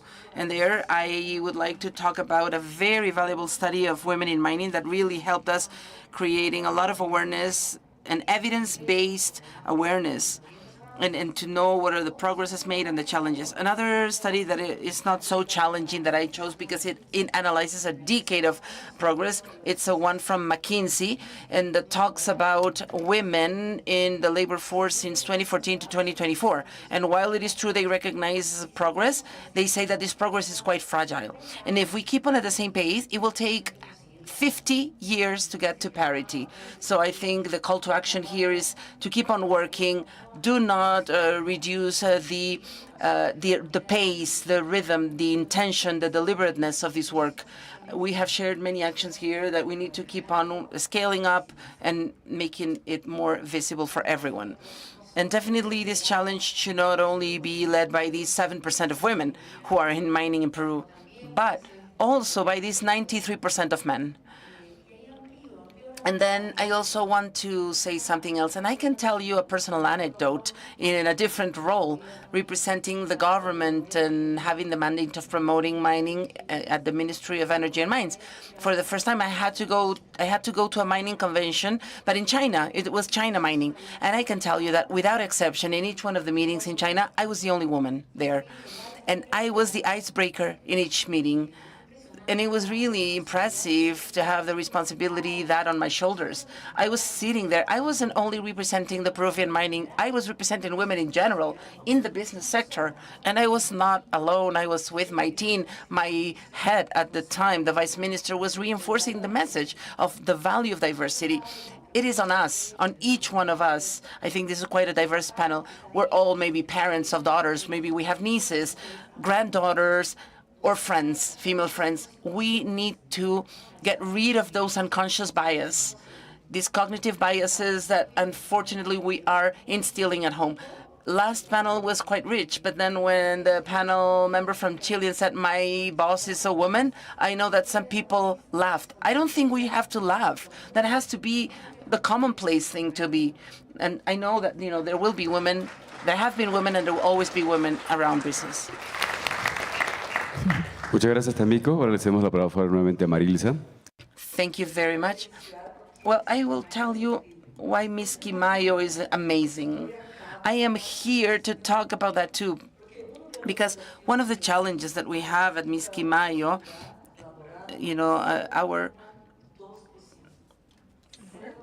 we have 0.2%. It's amazing. Oh, everybody wants to work. The turnover is 0.2%. Nobody leaves. Everybody wants to work there. And I was looking for data here in Peru. It's 12% turnover. So maybe it's important to develop a plan based on this, level of people leaving and coming. But that is a challenge because, for us it's very low. But you need to make a plan for other types of turnaround rates. And then also I have, when we talk about diversity at Miss Quimayo, it's not just gender diversity. We're talking about generational diversity, race, pride of veterans. So there's so much to do. And, women, it should be the easiest thing of all. Everybody has a mother in their life. It is not possible that you don't have a female friend or a female cousin or a sister, a daughter. And then when we talk about having women in, it's as if we're talking about something extraordinary yet. It's like, oh, I don't know. Oh, somebody is coming and it's a woman. No, the challenge is still big. What are we doing? We are working a lot with the suppliers and the vendors. Of course, Miss Quimayo has great partnerships. Today, 80% of the major contracts at Miss Quimayo has diversity clauses, inclusion clauses. Not only are we raising awareness, we are committing people. We are, giving our hands and saying, hold our hand, we're walking together. I think if we do that, we can improve everything. And even for the training plans that we have done in the past few years, with the suppliers, part of these, 80% of the labor that we have hired came out of training, with women that we have done with the suppliers. From the very beginning, training of getting the driver's license or any other supplier training. We are working really hard on this. But now that everybody agrees on the fact that Miss Quimayo is amazing, I think the last thing that I'm going to say is that I believe in education. Education. I mean, everything on security and safety in Miss Quimayo is based on education, behavioral change, transforming behaviors into safe attitudes. So I also think the same thing for diversity. I had the opportunity, along with Paula Farfán and WIM team in Sechura, we went to some schools. And we talked to some of the students, boys and girls. And on the one hand, I was sharing my story of being the older sister. I was the older sister. But, maybe I had the opportunity of, enjoying experiences. But I was looking at the eyes of these girls. and they were hopeless. They felt hopeless, and I told them I went through the same thing. And I'm sorry, I'm going to share something that's deeply personal, but I do believe that we all have to know. I had a lot of difficulties when I was a little girl. I only got to go to the university because it was a public university, but it was also done through some public scholarship programs that paid for they gave me a scholarship to go through university. And so I talked about this. I shared this with these girls because some of them said, no, my mom said that I'm not going to go to university. No. And to apply for a scholarship? No, that's not possible. I have to go back home now. I have to graduate high school, and that's it, because then I have to help out at home. I have to help out, So some of the leaders and some of the workers in Brazil, when I started out working on diversity and inclusion in the mining industry, because I thought that it was the right moment, and I said, think that whatever you make, you're going to make twice as much if your wife works with us. It's twice the salary. If your daughter, I think that's when I said that's when people raised their eyebrows and thought, wow, that's amazing. But we need to talk about purpose. We need to have a purpose in life. We need to continue working on this. And again, I will always highlight this. We have some leaders from Misquimayo here. There's also women and men, but I count on all of them. They are making things happen. They are open to recruiting men and women that will learn with us. And they are really supporting this change. I would like to thank, before wrapping up my comments, I would like to thank this team of leaders. They are making the difference. I think we need to believe it's not just about the numbers or checking boxes or putting, filling quotas with women. Or, as I heard, it's like, oh yeah, look, my team, everybody's happy because you have a cake in your birthday, because they all buy the cake. And yes, women are more empathetic always. I always think that, I think about parties, and you're always thinking about how to make parties better. But we're also just as capable as men are. And, this is a really good space for them. Thank you very much for sharing this space with us, because I am taking some things with me too, and I will replicate them there. Thank you. Muchísimas gracias, Marilsa. Ahora me gustaría contar. Well, Milagros. Well, thank you very much. When I got my degree from the university 30 years ago, I also went through a diploma program on gender studies. And at that point, I thought that it was interesting. I understood, social construction based on culture. But then I started working in the public sector, and I've done it for 15 years, and then international cooperation. And then in the past 8 years, I started working in the mining industry. And that's where I applied when I had to apply everything that I learned in the diploma program on gender studies. That sometimes physical differences created unequal opportunities. And, it's been quite enriching, and it's been good because, after 30 years using these tools, I never really felt the differences in these other sectors, and that was challenging for me. And so today I was thinking that more so than advocacy, I think advocacy sounds good in the public discourse, but like when I was said before coming here, and they said, okay, do I need to show figures? No, you need to show what you're doing. I think advocacy, it's a good word, but it's not enough. We need to secure. We need to provide assurances. And that's what we need to do, our public-private articulation. I think there is a need still of not only calling all those other sectors, but also the public sectors. There's interesting things that are being done in the public sector, and Miko mentioned this, but I think there's other fields and spheres where we can learn and keep on learning. And just to wrap up, I just wanted to say that, we need more women in mining. We need them, and I think that those women in mining in Peru is doing a great job. I think that in the last 5 years, I've been lucky enough to evaluate and assess the candidates that are going into some of these programs, like Women Warmi is a great example.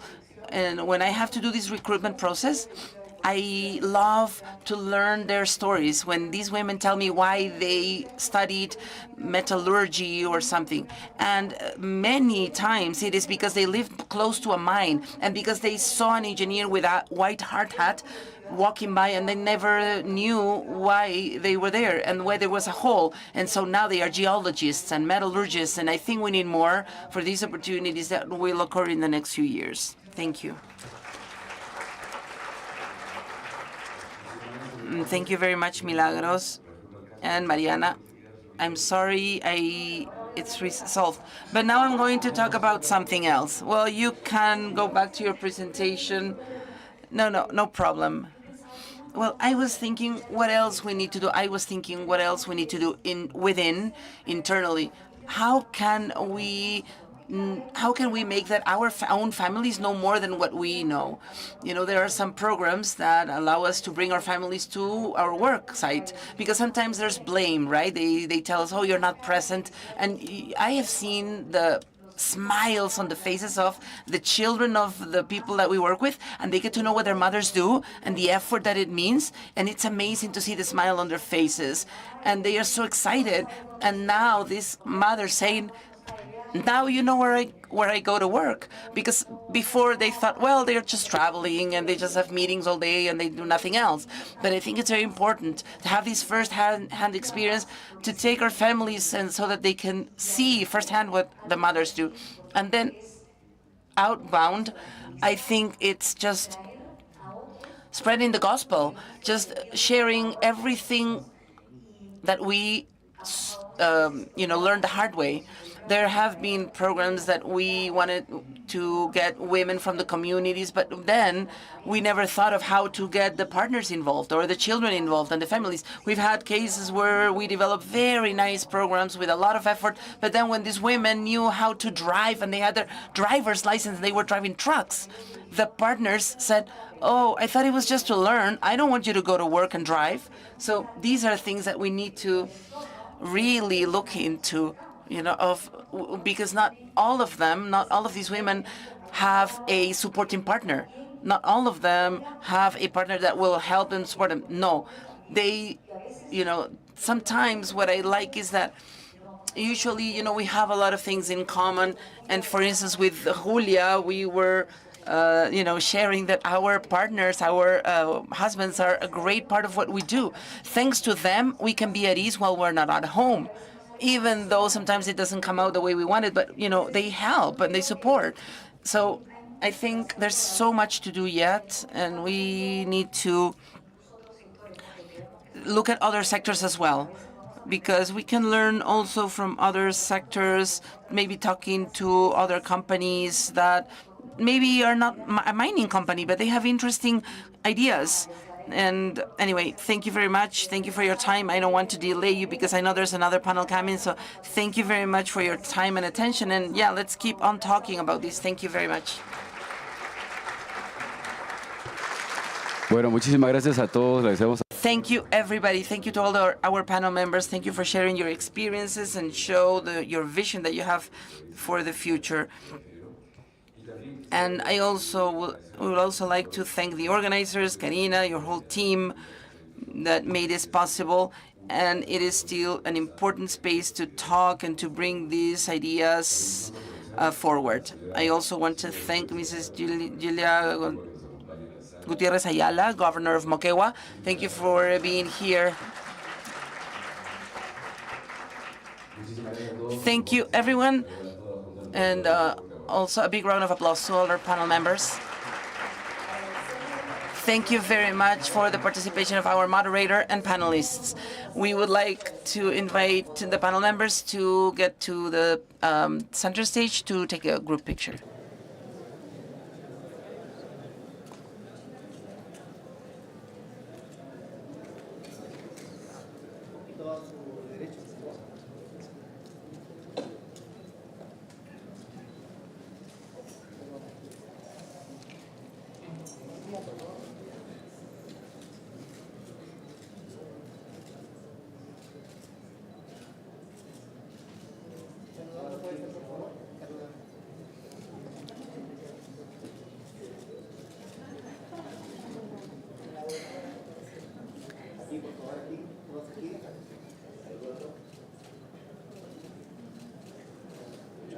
Gracias al público presente por acompañarnos y los invitamos a tomar un receso de café de 15 minutos.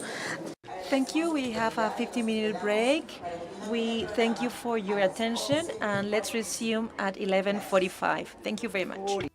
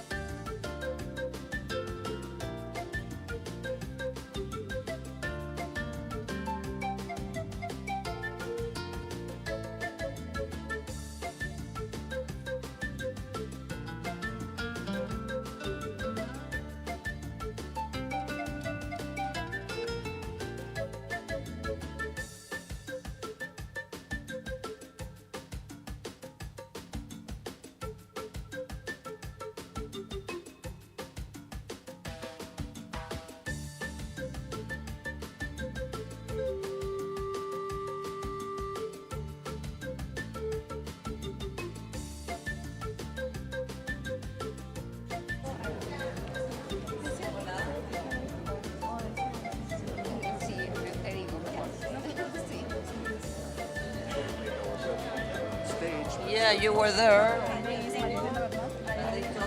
They told us to sit here because they're going to call. Ah, okay. Here we go. About half of what is being said.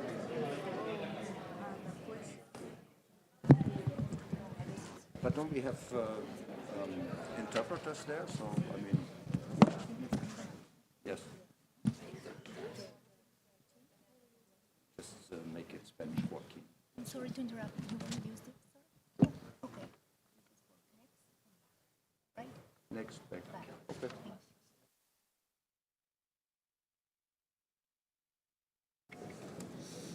Buenos días con las nuevas. Good morning, everyone, and welcome the new people in the audience. I hope you have enjoyed the coffee break. Now let's start the diverse value chains, shared responsibility towards the gender equity. So I invite Mrs. Maria Elena Bernal, the moderator, and she is the director of the Andean supply chain of Link Engagement. Our panel members, Mariela Garcia, general manager and CEO of Ferreicorp.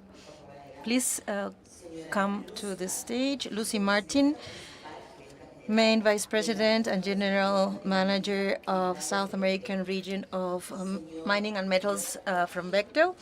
Joaquim Brown, president of the industrial process division of ABB Group. And Alexandra Almenara, senior vice president and director of global sustainability practices at Ausenco.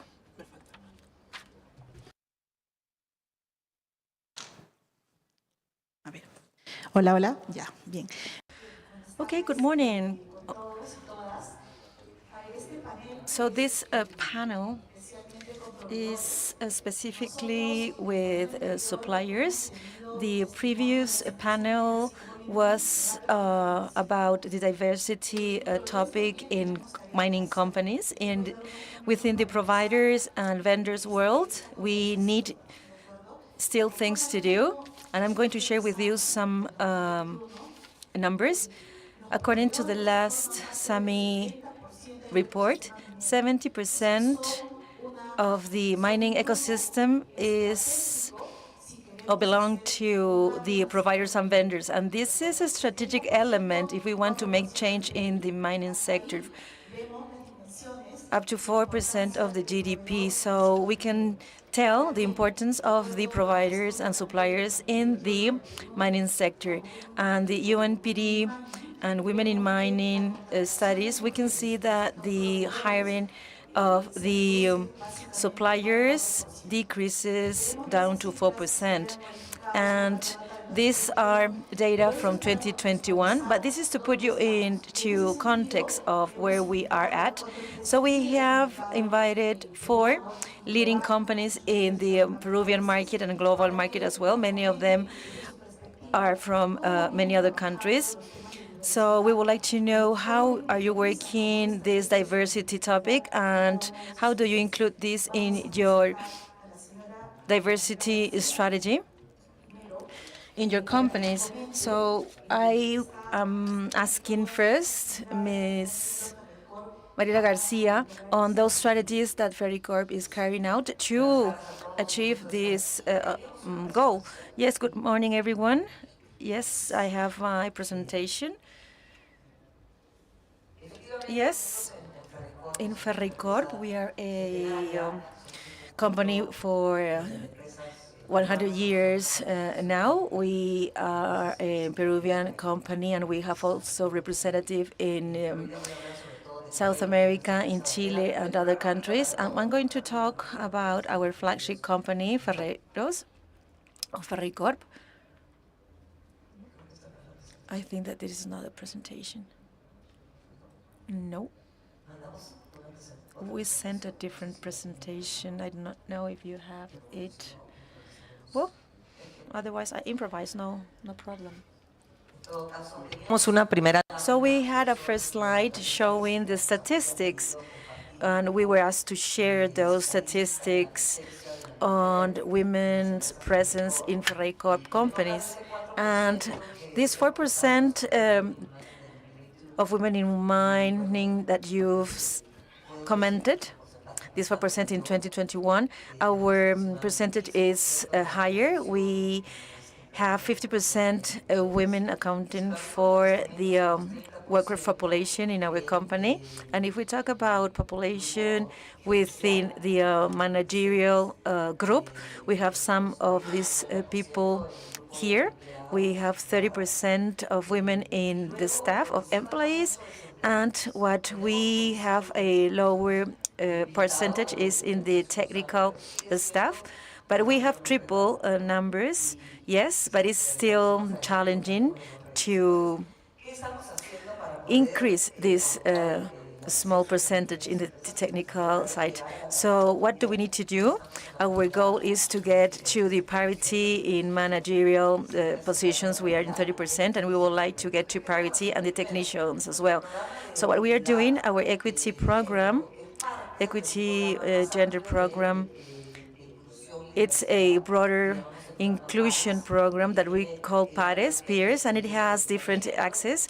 The gender equity, the axis on indigenous and people and culture, and one of those is the one that we focus on gender equity. And this program started as such, and then we keep on adding the minority groups or the other human groups to focus on all of them, because it won't be good to just focus on one of the groups. So what we are doing with women, and we had these 4 ideas that we wanted to share. The first of these ideas is to generate community. And when we talk about the value chain, we represent Caterpillar, so we take a lot of things from our represented companies, and we also irradiate in our suppliers and vendors a set of good practices within the organization and the company. So we got from Caterpillar, or we borrow from Caterpillar, these women leaders, and we can find leaders of different ages. Like me, that have a lot of years in the company, 38 years working for the company, and even younger. And in this gathering of leading women, we had a group of women in mining, and they also have different challenges compared to other women that could have other positions in back office in Lehman. So we have the typical role modeling for different positions in a company to show that they can hold this kind of positions, that the women in a corporation give this very potent message that women can be developed within an organization. And another thing that we have is the mentorship, or the mentoring program. We've had already 6 editions of this mentoring program. We've had around 25, 30 women, and we have also added men, not to be segregationists, but every woman has a mentor. So these are the main axes to generate community, to have these places of gathering and meeting. Then we have training access internally and also outside the organization walls. So we have programs with institutions that are very strong and very skilled. We have programs with TechSoup, Think Big, that initially was only for men, but we make a women version, Dream Big, and we had 200 girls that have experienced this Dream Big program designed by us. We also have sponsorships by Senati, and this is only for women and women-specific careers. We Setemin, that it's here, TechSoup and Senati. I don't know if they are represented here, but with Setemin, we also have a program. And with the university, with UTEC, we have some scholarships for women. So everything related to development and training that goes from having this promotion of girls that go into Dream Big are contracted, are hired, and they are contracted by us, or these people could be employed by us or by our clients as well. And the third axis is the positioning of women in these technical careers. We have alliances with universities, with schools. We still visit schools. It's amazing to still watching families and parents saying, "Oh, how my girl is going to be working at a mine, or in a workshop with many men." So we are constantly promoting women's role. And one thing that we realized some time ago, this our we're posting and publishing our publishing campaigns. We had men on our pictures, and we started to use more specific female words mentioning women. And the third axis is eradication of violence and harassment at the workplace. And girls, when entering to work in a male-dominated environment, this is a chauvinism country. We see a lot of gender violence, or they will say something that is not in other way to girls or women. And we worked a lot, stop harassment and everything related to that matter. And we need to secure the conditions that we provide or we grant to women, specifically in mining, that they will work 14/7, and we need to see where we're going to locate them during their maternity phase, and it's going to be difficult to be absent for so long. So these are the things that we are doing to double and sometimes triple the presence of women in the organization. So you have four pillars, strategic pillars for Ferricorp. Please, Lucy, Martin, could you please tell us what you are doing? Sí, rápidamente, ¿quién es Bechtel? Bechtel es una compañía constructora de ingeniería, y tenemos una sección de industria minera y también de la industria de construcción dominada por los hombres ampliamente. Y en el 2020 nosotros checked ourselves because we weren't making the progress in diversity that we expected. And really, we reset our strategy in 2020. So that started at the very top of our organization. I guess that's my key point, is that you have to it has to be an authentic message, and a lot of what I talk about is going to be about turning the volume up on diversity and inclusion right the way through the organization. So at the Bechtel CEO level, the strategy was set, and 4 pillars were in place, and one of those is invest in people, which clearly takes the people aspect of our business from an enabler of the strategy to a key differentiator in our strategy that drives the business success. And included in that is diversity and inclusion. And so we laid out a D&I roadmap. It has 3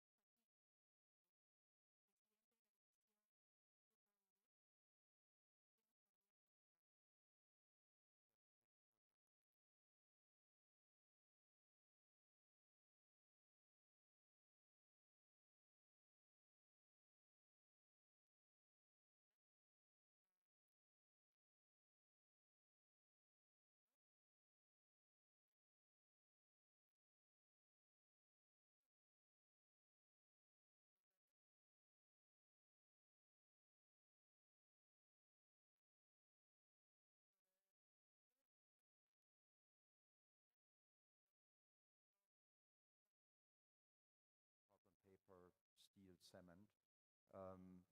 I mean, as we heard already before, not necessarily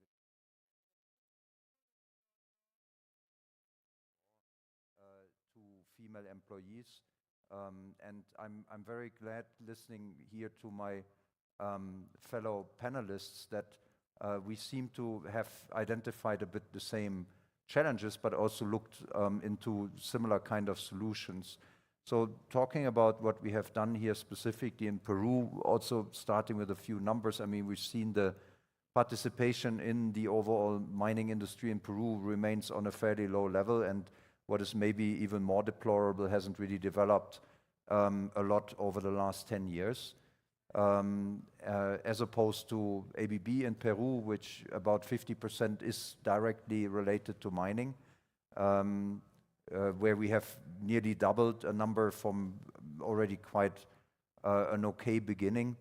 And also here, of course, the question, and again, there's a bit of a risk of repeating what we have already heard, but I would definitely echo that tone from the top is a decisive factor. And also importantly, people need to understand why this is so important to leadership, because there's simply enough evidence out there that diverse teams are performing better. And I think it's really important to bring this to life, to make it palpable to people that this is not just some funny scientific study which could be easily disputed, but this is a fact. And I think you need to hammer that message down again and again. Why are we doing this? Why is this so important? Why does management keep talking about it? Because in the end, you need to take everyone on board. The education of people in this area is extremely important. So we were rolling out what we called interrupting unconscious bias trainings, creating an awareness, particularly for our male population, that we're all subject to this unconscious bias, that we typically favor people who are more like us. So people in our demographic bracket, people basically our same gender, people maybe coming from the same social class, and so on and so forth. And that's just a fact. And again, that's scientifically proven. There's no need in denying this. The interesting question, how can I get out of this? How do I create an awareness that this is already a problem to begin with, if you basically want to get a higher female participation, while most of the decision makers at the outset are basically men, who unconsciously, maybe some even consciously, do favor men being brought into the roles they have to decide on. So first step is really create an idea, okay, look guys, I mean, we have a problem because we're just replicating the same kind of people which we represent, rather than really helping diversity to take root in this company. I mean, what we have also heard from one of my fellow panelists, role models are super important, because that is walking the talk. I mean, if we're talking about bringing women in leadership positions, and then you basically look around and there isn't a single woman on this group picture, I mean, that's not very convincing. And I can tell you that we sometimes in ABB, we had to learn this the hard way. Our CEO was posting in social media, so it's public, I can as well talk about it. I mean, he was posting a picture of our global leadership team, and we got almost a shitstorm. And this was on LinkedIn. I mean, it wasn't even the kind of network where you would expect, people to get super excited. And they were right. I mean, we simply, and the picture clearly showed where we are. When the picture was taken, we have 18 divisions, so 18 basically division presidents like myself, not a single female one. The next layer is business area, so basically we have 4 of those, not a single female one. So we basically had 0 women in global top leadership positions. Okay, we had some in functional roles, that's all fine, but I mean, this is important, because the question is, how credible is it if you're having this and you can't really show and tell, okay, that's really happening in this company? Because ultimately, what we're dealing with is the society where we operate. We got some interesting comments here on Peru as well. I mean, societies are different when it comes to how much they promote women, generally speaking, in in the working world, but then also specifically in technical environments.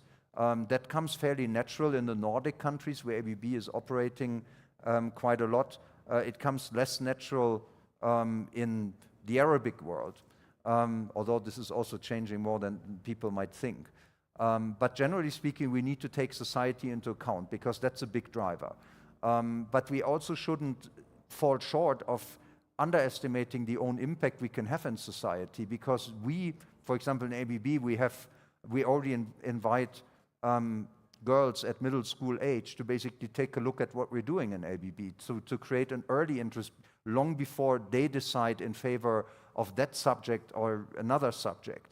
I think we can, then of course, we have to acknowledge that in electrical engineering, we simply don't have 50% electrical engineering graduates as female, which means some people then say, yeah, but then if you have a 50% target, that's impossible. I said, no, because we're just a single company, and we simply have to be better than the others. I mean, we can easily get 50%, even if the overall graduate rate is maybe only 24. I think that's what it is on a global level. So that's about half of what we want. But if ABB is perceived as an employer of choice for female engineers because we basically have targets, that's a bit what you see here on the slide as well. So we want to have 25 in leadership positions by 2030 and 50% overall participation by 2030. So you say, okay, we have the targets. If you have the role models, if you have an awareness of your unconscious bias, the way you're basically putting job descriptions out there, the impact this has on male versus female applicants, and so on and so forth. If you basically go all of that way, it is definitely possible, even though the overall pool might not be big enough, that you get the pool you're looking for. And the good thing about this is not everyone needs to lead this charge, but the more women we get into electrical engineering, also into prominent visible positions, the more will follow. So this is why we have a differentiated target of getting, for example, 50% basically first job applicants into ABB, because we need to build the pool. You cannot do this all in once, because then the pool isn't big enough. So I think you have to look at this also a bit as a long-term endeavor. Nothing of that is going to happen overnight, so need to have a long breath.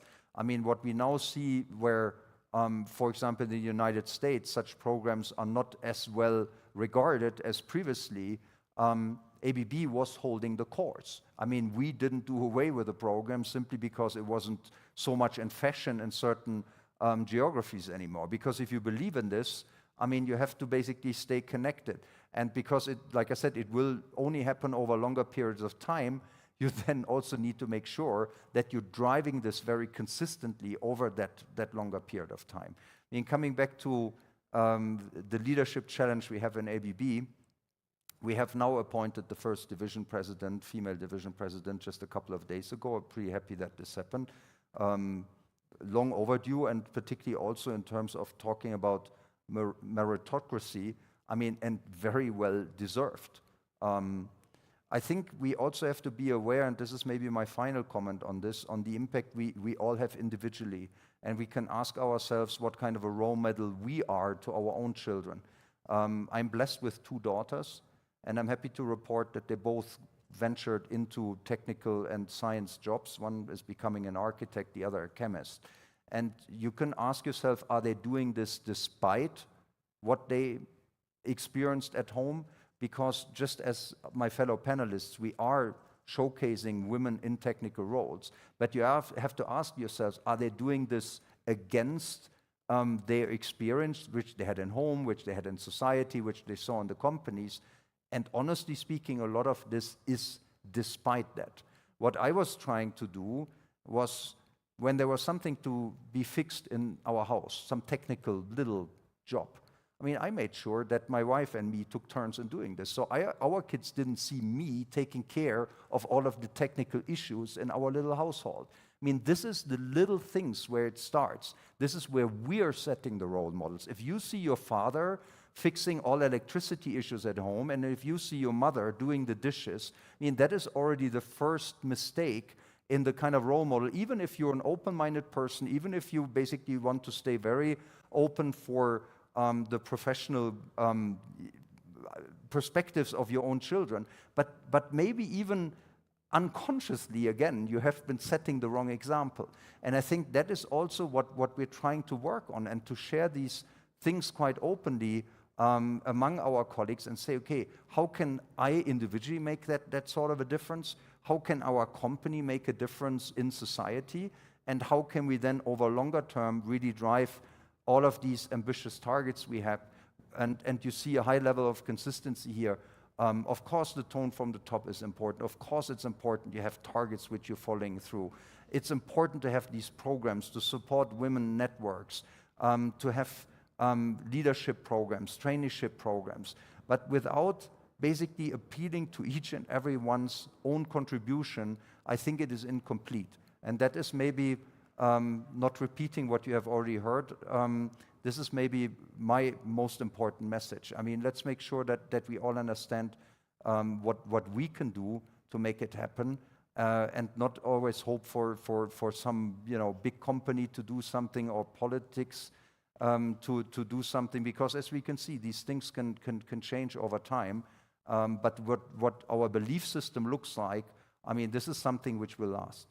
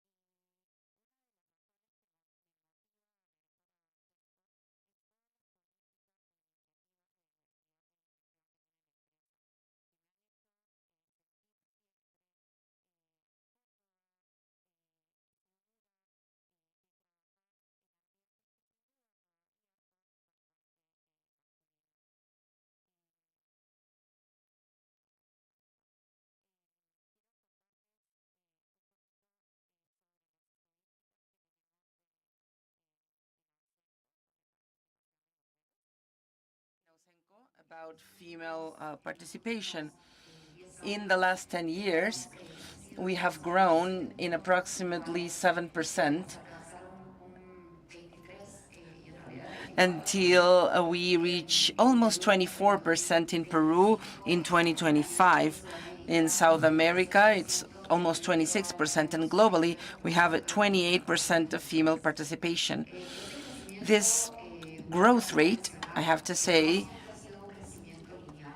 it hasn't been always a straight line. There have been moments, like a few years ago with COVID, and no doubt this impacted the capacity of women to keep on working.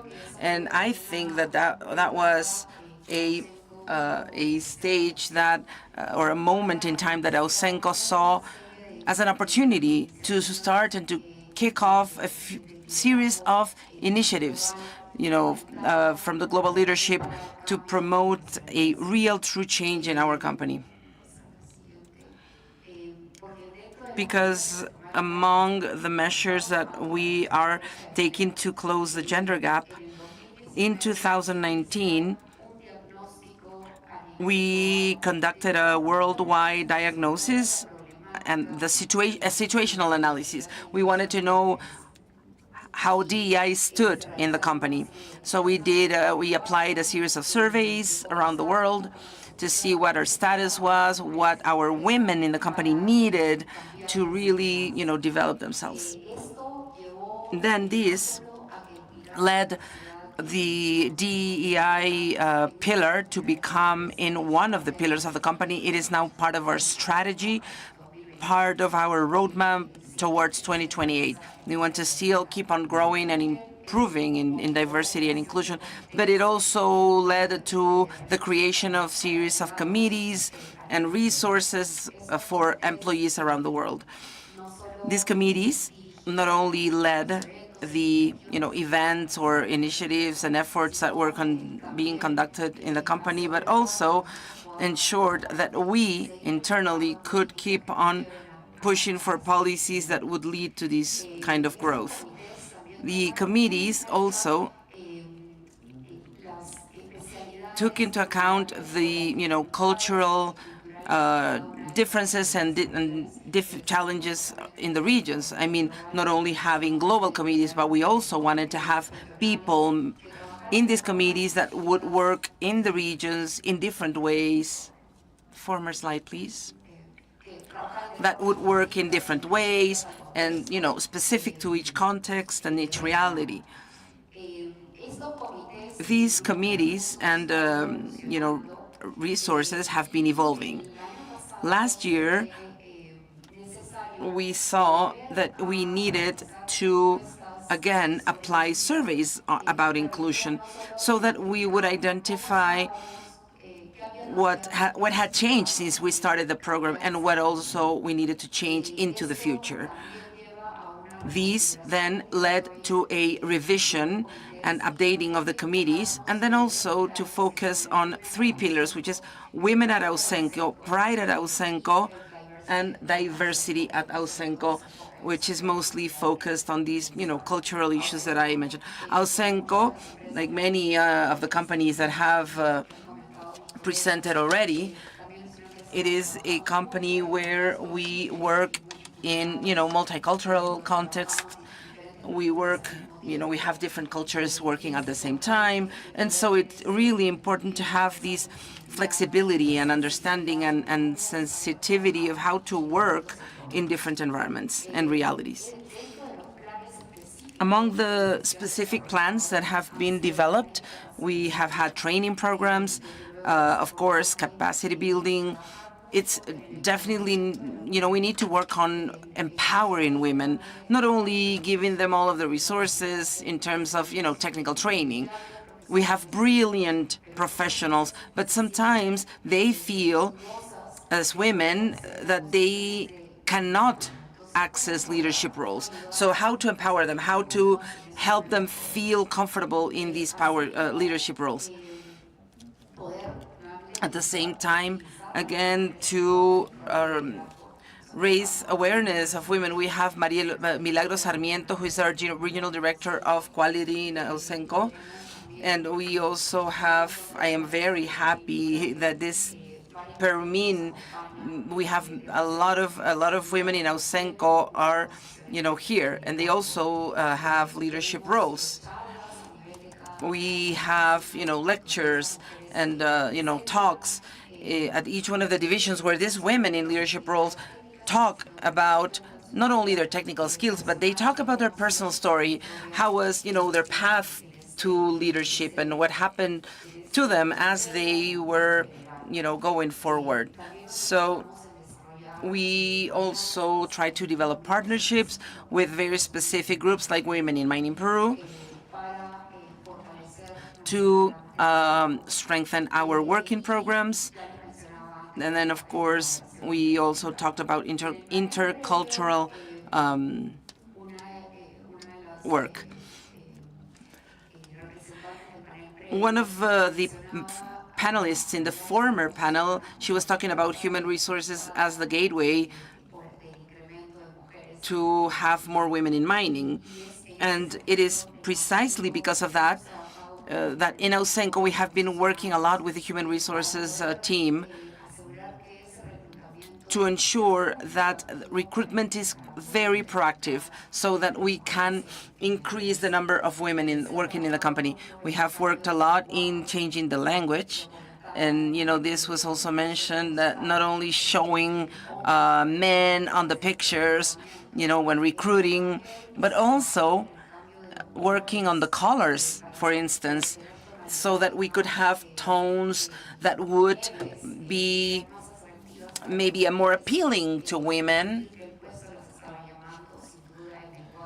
feeling that, it was a call to them. Actividades, dos actividades iniciales. Two initial activities that we had, additional activities, are the maternity leave policies. We have taken some of the best practices from the countries where we operate. And then the other one is the revision of the pay gap. And this is something that we did, and I participated. It was very interesting for me because it really showed the differences that existed in the company. But I also want to highlight that there were some areas where those gaps, those differences actually favored women. And it was also really interesting to do this, exercise of having to raise the salary of men, of those men that were making less than their female peers. The last thing that I would like to say is share some initiatives that we have. I mean, it doesn't mean that we have done it all of them every year, but since 2021 we have been, working on some of these initiatives. We have had a partnership with the WIM Peru, and definitely they have helped us significantly in growing at Ausenco Peru throughout time. I also mentioned the creation of Women at Ausenco Committee, the different, mentoring programs. We also celebrating the Day of Women in Mining. And then something very important also is the launching of the campaign of He for She.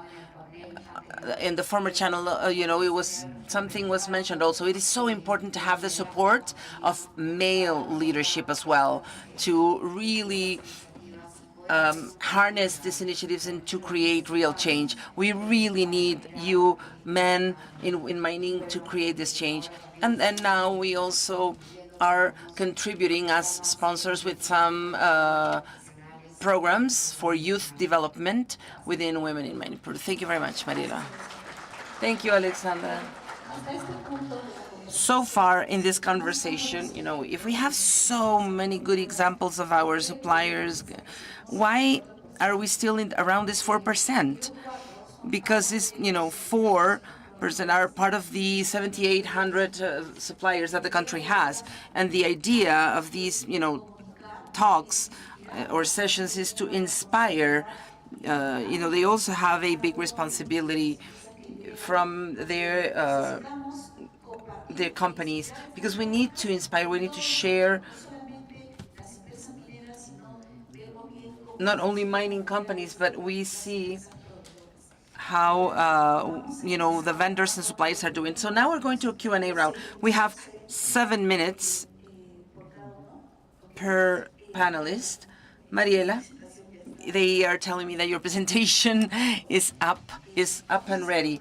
So I'm going to ask about what are the main challenges that you think, challenges and difficulties that Ferreiros faces.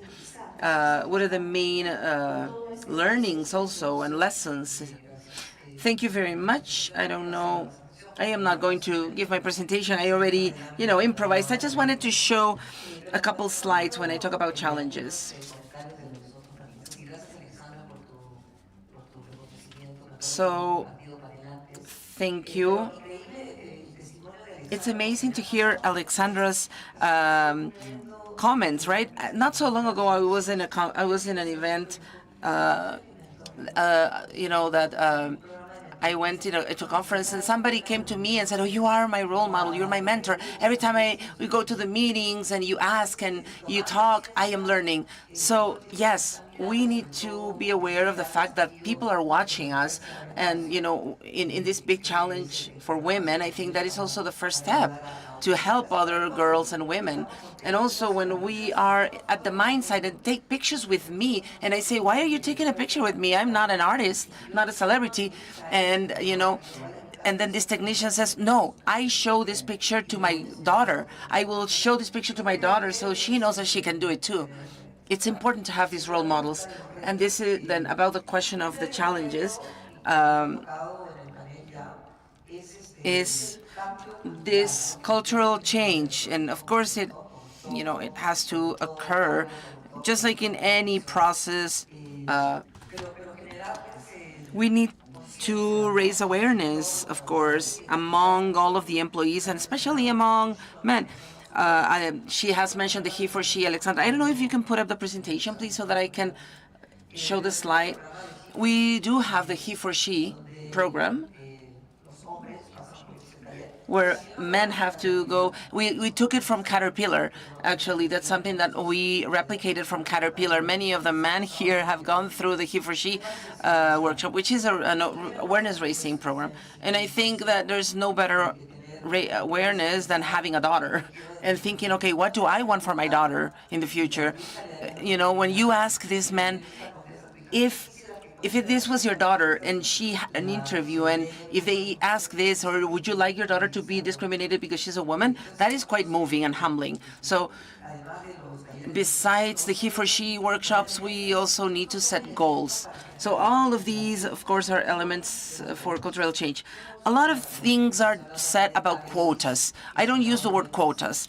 I talk about KPIs and goals.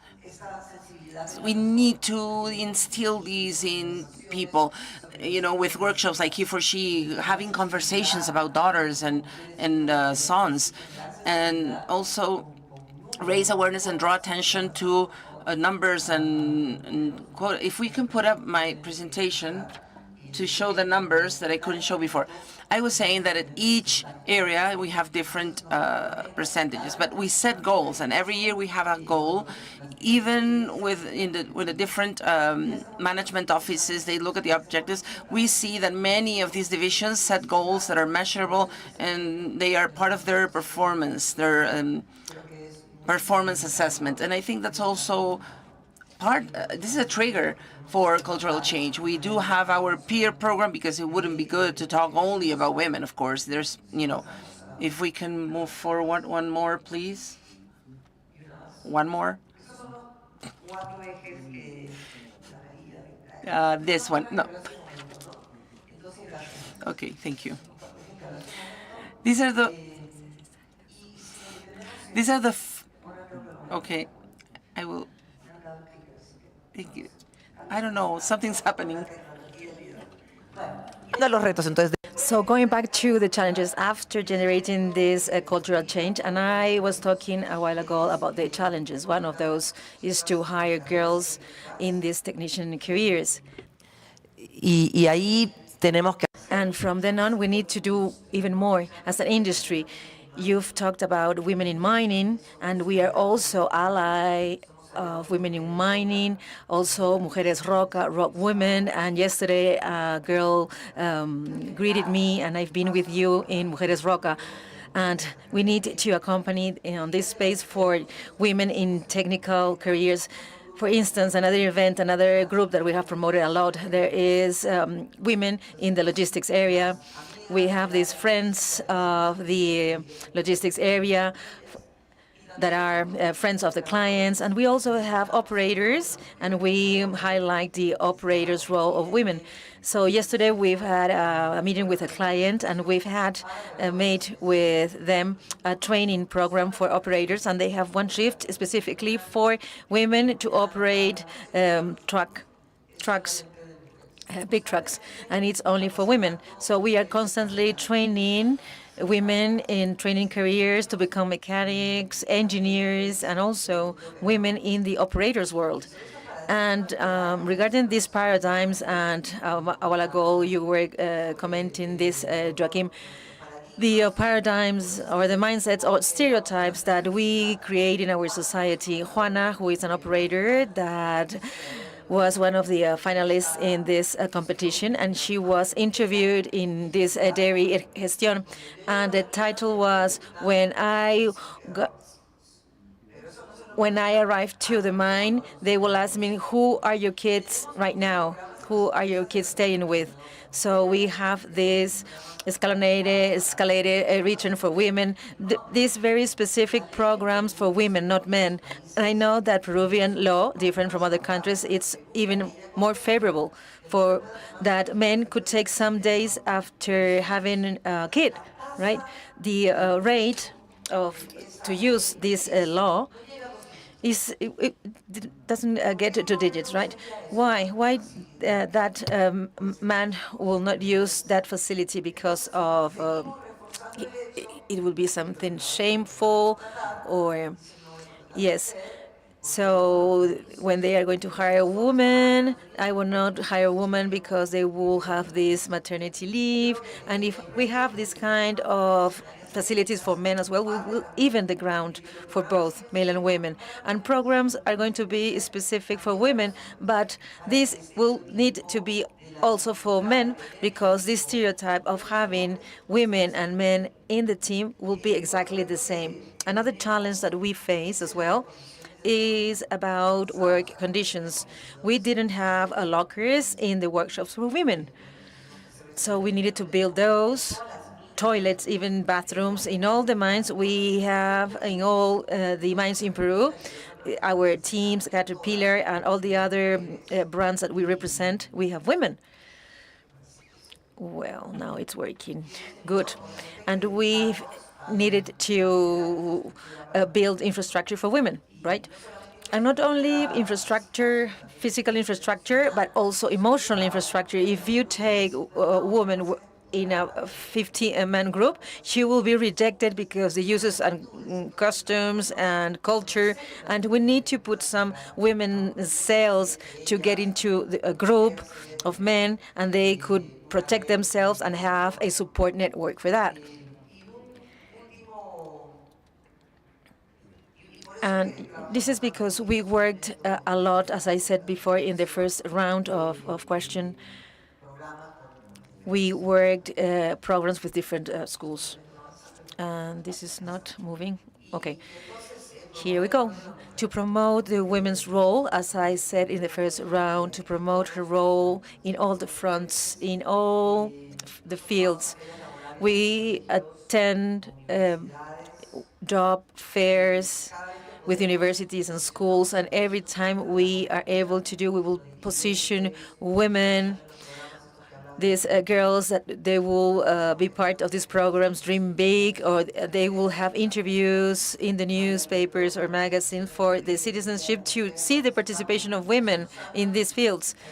Some time ago, I was called for interviews. Let's talk about different things. Let's talk about the machines, the workshops, and we realized after a time it was important to talk about women. And yes, we have this guy that interviewed this one-page interviewing woman, and now he is interviewing women in his podcast now. And it is important to see that we are doing, we have in this role. And also the mindset that we've worked at a lot, and we need to keep on working on this. The challenge to train women in technical areas, to hold this role in technical areas. And I would like to talk about, again, this challenge of violence that I speak very quickly in my first presentation, my first intervention, but we have this motto, it is not funny, it's harassment. So we kind of play with the words in Spanish. So if you extract some letters from this gracioso word, you will get to harassment, acoso. Yes, some girl called me to my cell phone, and this girl called me, and she talked about everything that she has experienced. And when I talked to her boss, no, there are jokes. This is not serious. No, this is not joke. I think that we have achieved this cultural change because things are by doing little things, little gestures, and hopefully not in a company, but I've seen one company told me that a girl was, she committed suicide because of the harassment all the time, at all time in her company. So it is not only to generate equity in our own company, but outside as well. We in our own companies are a change agent in many things. We talk about safety. It's a top issue a top topic in the mining industry. All that education that we have in safety, you cannot leave safety at the office or at the workplace and not leaving safety at home. So when we talk in the company about eradicate harassment, eradicate violence, these are personal changes that we are asking people to have in their behaviors, not only at the workplace, but at home, in every place. So the messages is about working a lot in communities, internally. We have, as I said before, we have this annual event of women. We have this world event of women in the mining sector. Also externally, to establish relationship with institutions like Women in Mine, Mujeres Roca, Rock Women, and also to work in teams together with the clients. We have a lot of clients with many development programs for workers, both men and women, development programs highly focused on women, also development programs together with institutions. So I think that this lesson learned is that we won't achieve anything if we are not all on this.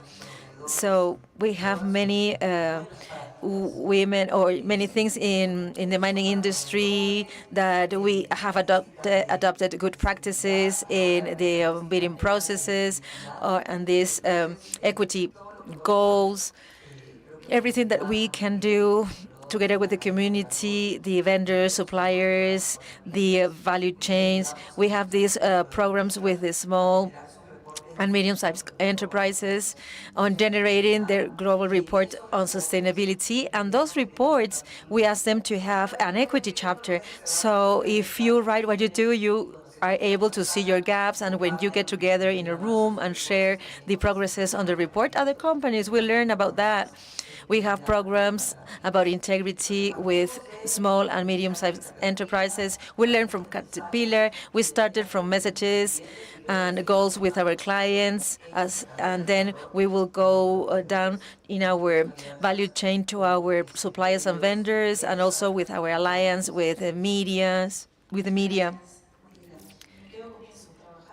So I have this last message to work together with the community. So Lucy, what are the differences implemented by Bertel? So we talk both in about Chile and women. Peru. Inclusion, by far, they are the largest underrepresented group in the mining industry. So we focus on that because it opens the door for other aspects of diversity. But just to explain why we focus so much on women inclusion. So in many women's lives, and not everybody's lives the same, there's probably 4 key moments in your career. The first is through your childhood and making decisions about what type of work you're going to do. Second is entering the workforce after studying. The third is having children. And the fourth is entering executive leadership positions. And so to go back to my childhood, you know, my father was a welder. I spent weekends and holidays at project sites and in fabrication shops, and it normalized that type of work for me. And I think to your point a little earlier, it it became something that was absolutely doable for me to enter engineering. But what we see, so we do a lot of programs with schools, at universities, particularly focused on women, particularly showing our female technical talent and leaders to young women. And because if you can't see it, you can't be it. You know, you have to have that visible leadership. So it's incredibly important to pull women into university courses. But the next kind of part of the leaking bucket we see with women is they study engineering and then they don't go into technical careers because you can do anything with an engineering degree. And so we spend a lot of time on internships, and we have an excellent graduate program. We're very close to our 50-50 target now of bringing men and women in. And each of those graduates has an executive sponsor within our business, part of my leadership team, and we really focus on it being the best experience for them in the first couple of years of their career to give them confidence, exposure, and knowledge. Having children, I'm sure there's many women in this room that when you had particularly your first child, it is completely overwhelming and life-changing, and you will never feel a love like it, I don't think. And the idea that somehow you're going to spend so much time away from your child is really challenging. And for me, I remember that was a choice of whether I lean back into my career or I leave work. And unfortunately, a lot of women go away, leave. And so we've implemented a program called Returnship, where we look for women who, within the last 10 years, have decided for various reasons to be at home with their families. And we have a program that's intensive over the first 6 months and continues with mentoring and coaching to bring those women back into the workplace and help them get their careers back on track. So it started in Australia, we've done some great work in Chile, and we're really implementing that now in Peru, and it's a real source of pride for me. And then the next challenging step is entering leadership. And we run specific courses on leadership for women, on networking for women, coaching and mentoring for women cohorts, as well as for the rest of our employees to just, again, it's so much about confidence. And being able to believe that you can do it. So there's the 4 areas that we're really focused on. They focus on those transition points in life, and some of the programs that we're really, really proud of, and I think have driven the results that we mentioned in our first slide. Bien, muchas gracias, Lucy. Joaquín, la tecnología. Thank you, Lucy. Joaquin, what about technology? Technology is perceived as a more male world. So how ABB is promoting the participation of women in this sector? Yeah, I mean, this is obviously a social construct. It's basically something which is not, which doesn't have any foundation that technology is a masculine thing. But we have to consider that this is quickly becoming a self-fulfilling prophecy. Because if you believe it, that's all you want to see. I give you one example which was really interesting. ABB is the title sponsor of Formula E. This is a race series. And as the title sponsor, you know, we have some influence over that race series. And we were asking the people who are running this, why don't you have any female race drivers? Because there's absolutely no reason. I mean, we know that, you know, women can operate airplanes, mining trucks, regular cars. Why not race cars? So what it turned out is that, and this comes a bit to this perception of women being equal but still different in some ways. So the cars were simply built in a way that they couldn't be operated by a woman simply because of the physical forces required to operate that damn car. And there's, of course, absolutely no technical reason why you wouldn't have, you know, lighter forces. In fact, it would probably even be more pleasant for the men driving these cars. But the way these cars were built, and of course a lot of that was taken over from Formula One, it simply didn't allow women to drive them. So we were then talking to the series organizers, said, look, I mean, we would like to see an action plan in place when you would basically put the first female drivers, which basically means that the cars need to be designed that they can be operated by people who simply have less physical powers.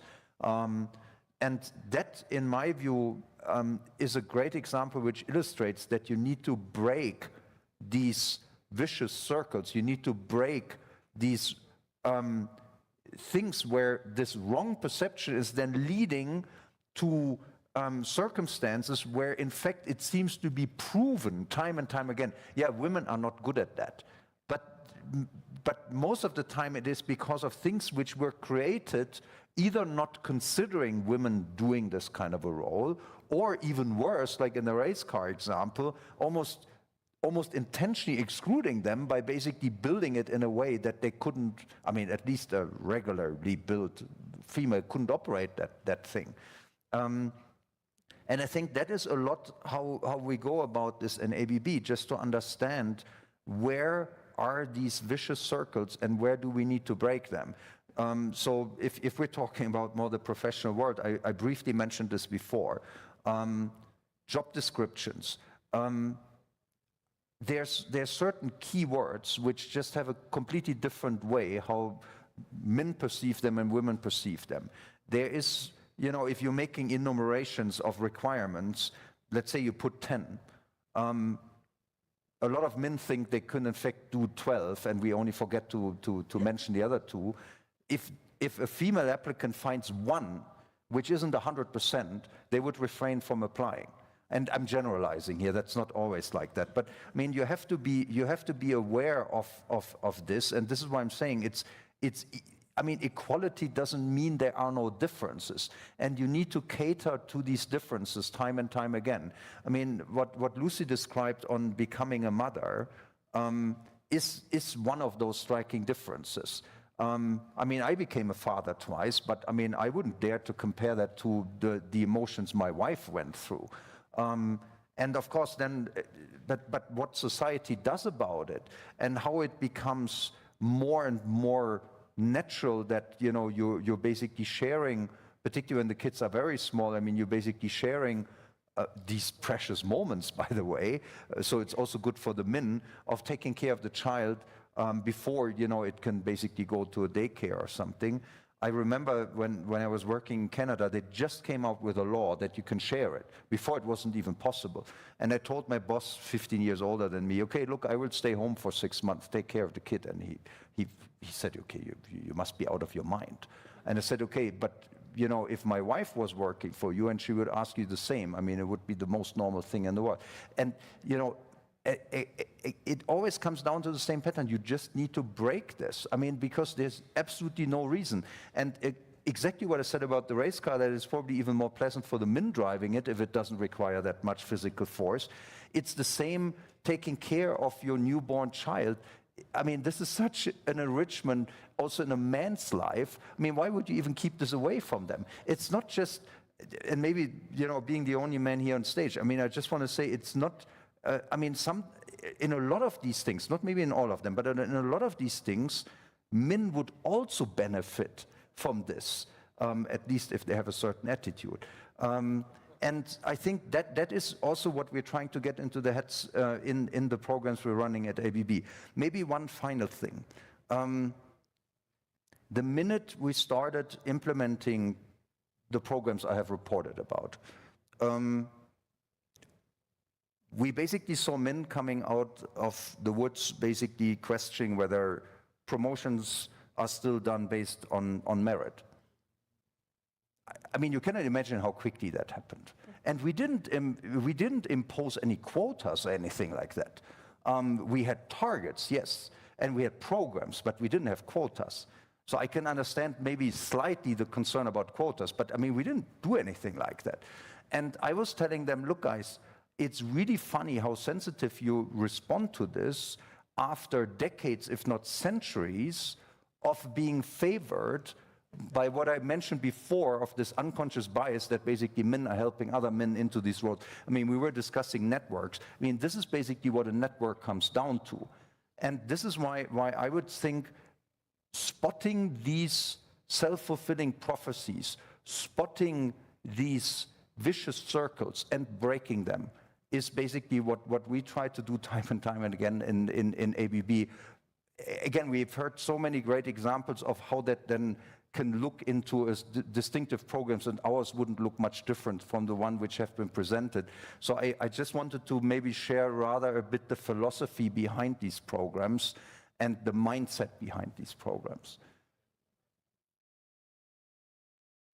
Por favor, no menos importante, para el cierre con broche de oro voy a hacer la... Don't least important, I'm going to make the last question.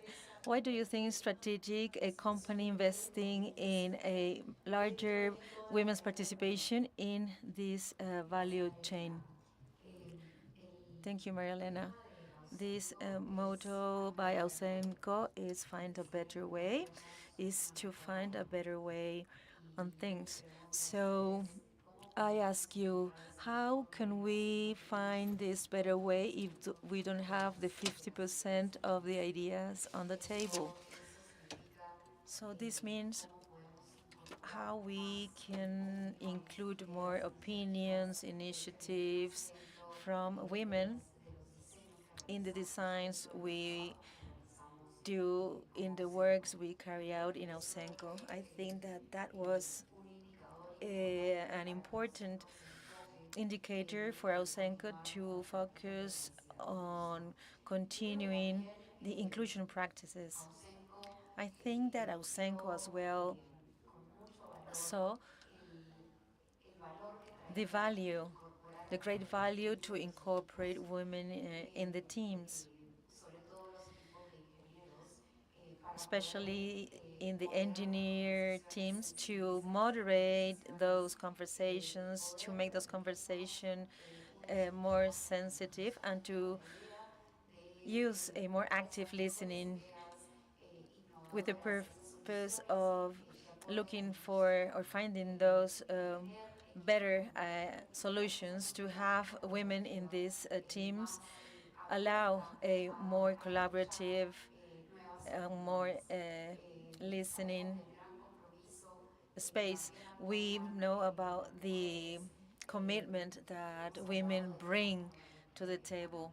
We've talked about maternity, but I see a special commitment from our female employees, colleagues, especially after maternity. I was saying, Juana, I'm here in Perumin, I'm coordinating the birthday party of my son on Saturday, and I'm thinking in all things, the cake, everything. And this has its space, but I will,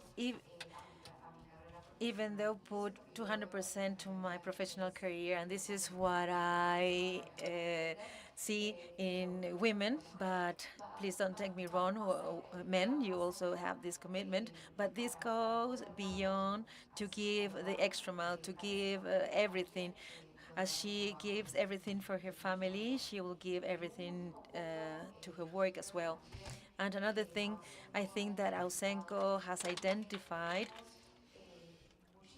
is that we have a lot of women, especially young women, that are great in the technical world, as I said before, but they were not able to access to those leadership positions. And again, this change that these women could bring when holding these leading positions is huge. So we need to work on how to implement those leadership positions to have this transformative effect that women could bring in leading positions, in leadership positions. The last comment that I would like to make, because it's to close my comment. Tendremos en Perú. In Peru, we're going to have the Mining World Congress in June next year. We have the chairman, the president of the organizing committee. here with us, Doris Jam. And a very important commitment for this World Congress is that it will be equal for everyone, 50-50 participation, men and women. And in that way, I would like to invite you not only to participate with your abstracts, but also all of the companies. Bring your female cadres of professionals in order to meet this quota, because we really want to have a 50-50 Congress in order to bring along better ideas, because this conversation has to happen. Well, thank you very much. Thank you for staying all the way till this time. Excellent panel. Thank you. Agradecemos la participación. Thank you very much. Thank you to our moderator and panelists. Now, please go to the center part of the stage for a group picture.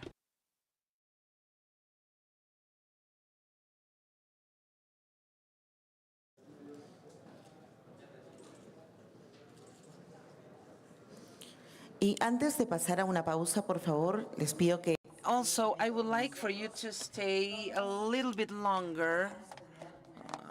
We will have a very interesting surprise. Queremos invitar...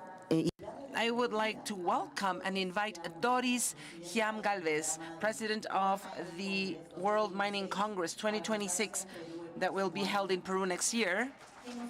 She will talk rapidly about the Congress. Please, Doris. Gracias, y estoy en... Thank you. I know that I'm standing between you and lunch. I will make your digestion better. I would like to invite you all to, as you heard from Alexandra, this Congress is going to be a platform for change. We need to provide the materials that society needs now. We don't have 30 years to wait. So what we need now is how can we harness what we already have at the operations, at tailings, everything we have. We know that we have room for improvement. We have, low productivities, and we can improve that. And the methods and processes that we use definitely are sometimes outdated. There's many technologies now and many ideas, but they are not being implemented. Why? Because of the fear and the risk and the investment, of course. So this platform, I don't know how to say it. I think we need to challenge what we do now and see how can improve it and make it better. So we are bringing La Autoridad Mundial en Cambio. Boloto, who is a change specialist, so that from day one, everybody is open to new ways of working, new ways of doing things, and new ideas. If we don't do things differently and we show the society that we are capable of doing things differently, then we won't ever get the trust from the society. And without trust, we cannot lead transformation and we cannot really move forward with technology. It's all about people. It's all about us. And why are we going to have 50-50 participation? In the plenary sessions, at the technical meetings and the audience, because that's the change that we want to see. We're creating a movement where industry can be reborn. And it coincides, it matches with Inti Raymi. June 24th is the ancestral celebration festivities of the sun that reminds us that everything can be reborn. There is rebirth, regeneration. So we invite you all, please come and let's start transforming the sector that we love so much. Thank you very much. Muchas gracias a la... Thank you, Mrs. Doris Hiam Galvez. And now we are going to have a 2-hour break to enjoy lunch, and we'll resume at 3 p.m. Please remember it's at Herbert del Carpio that is right next to this one. Thank you.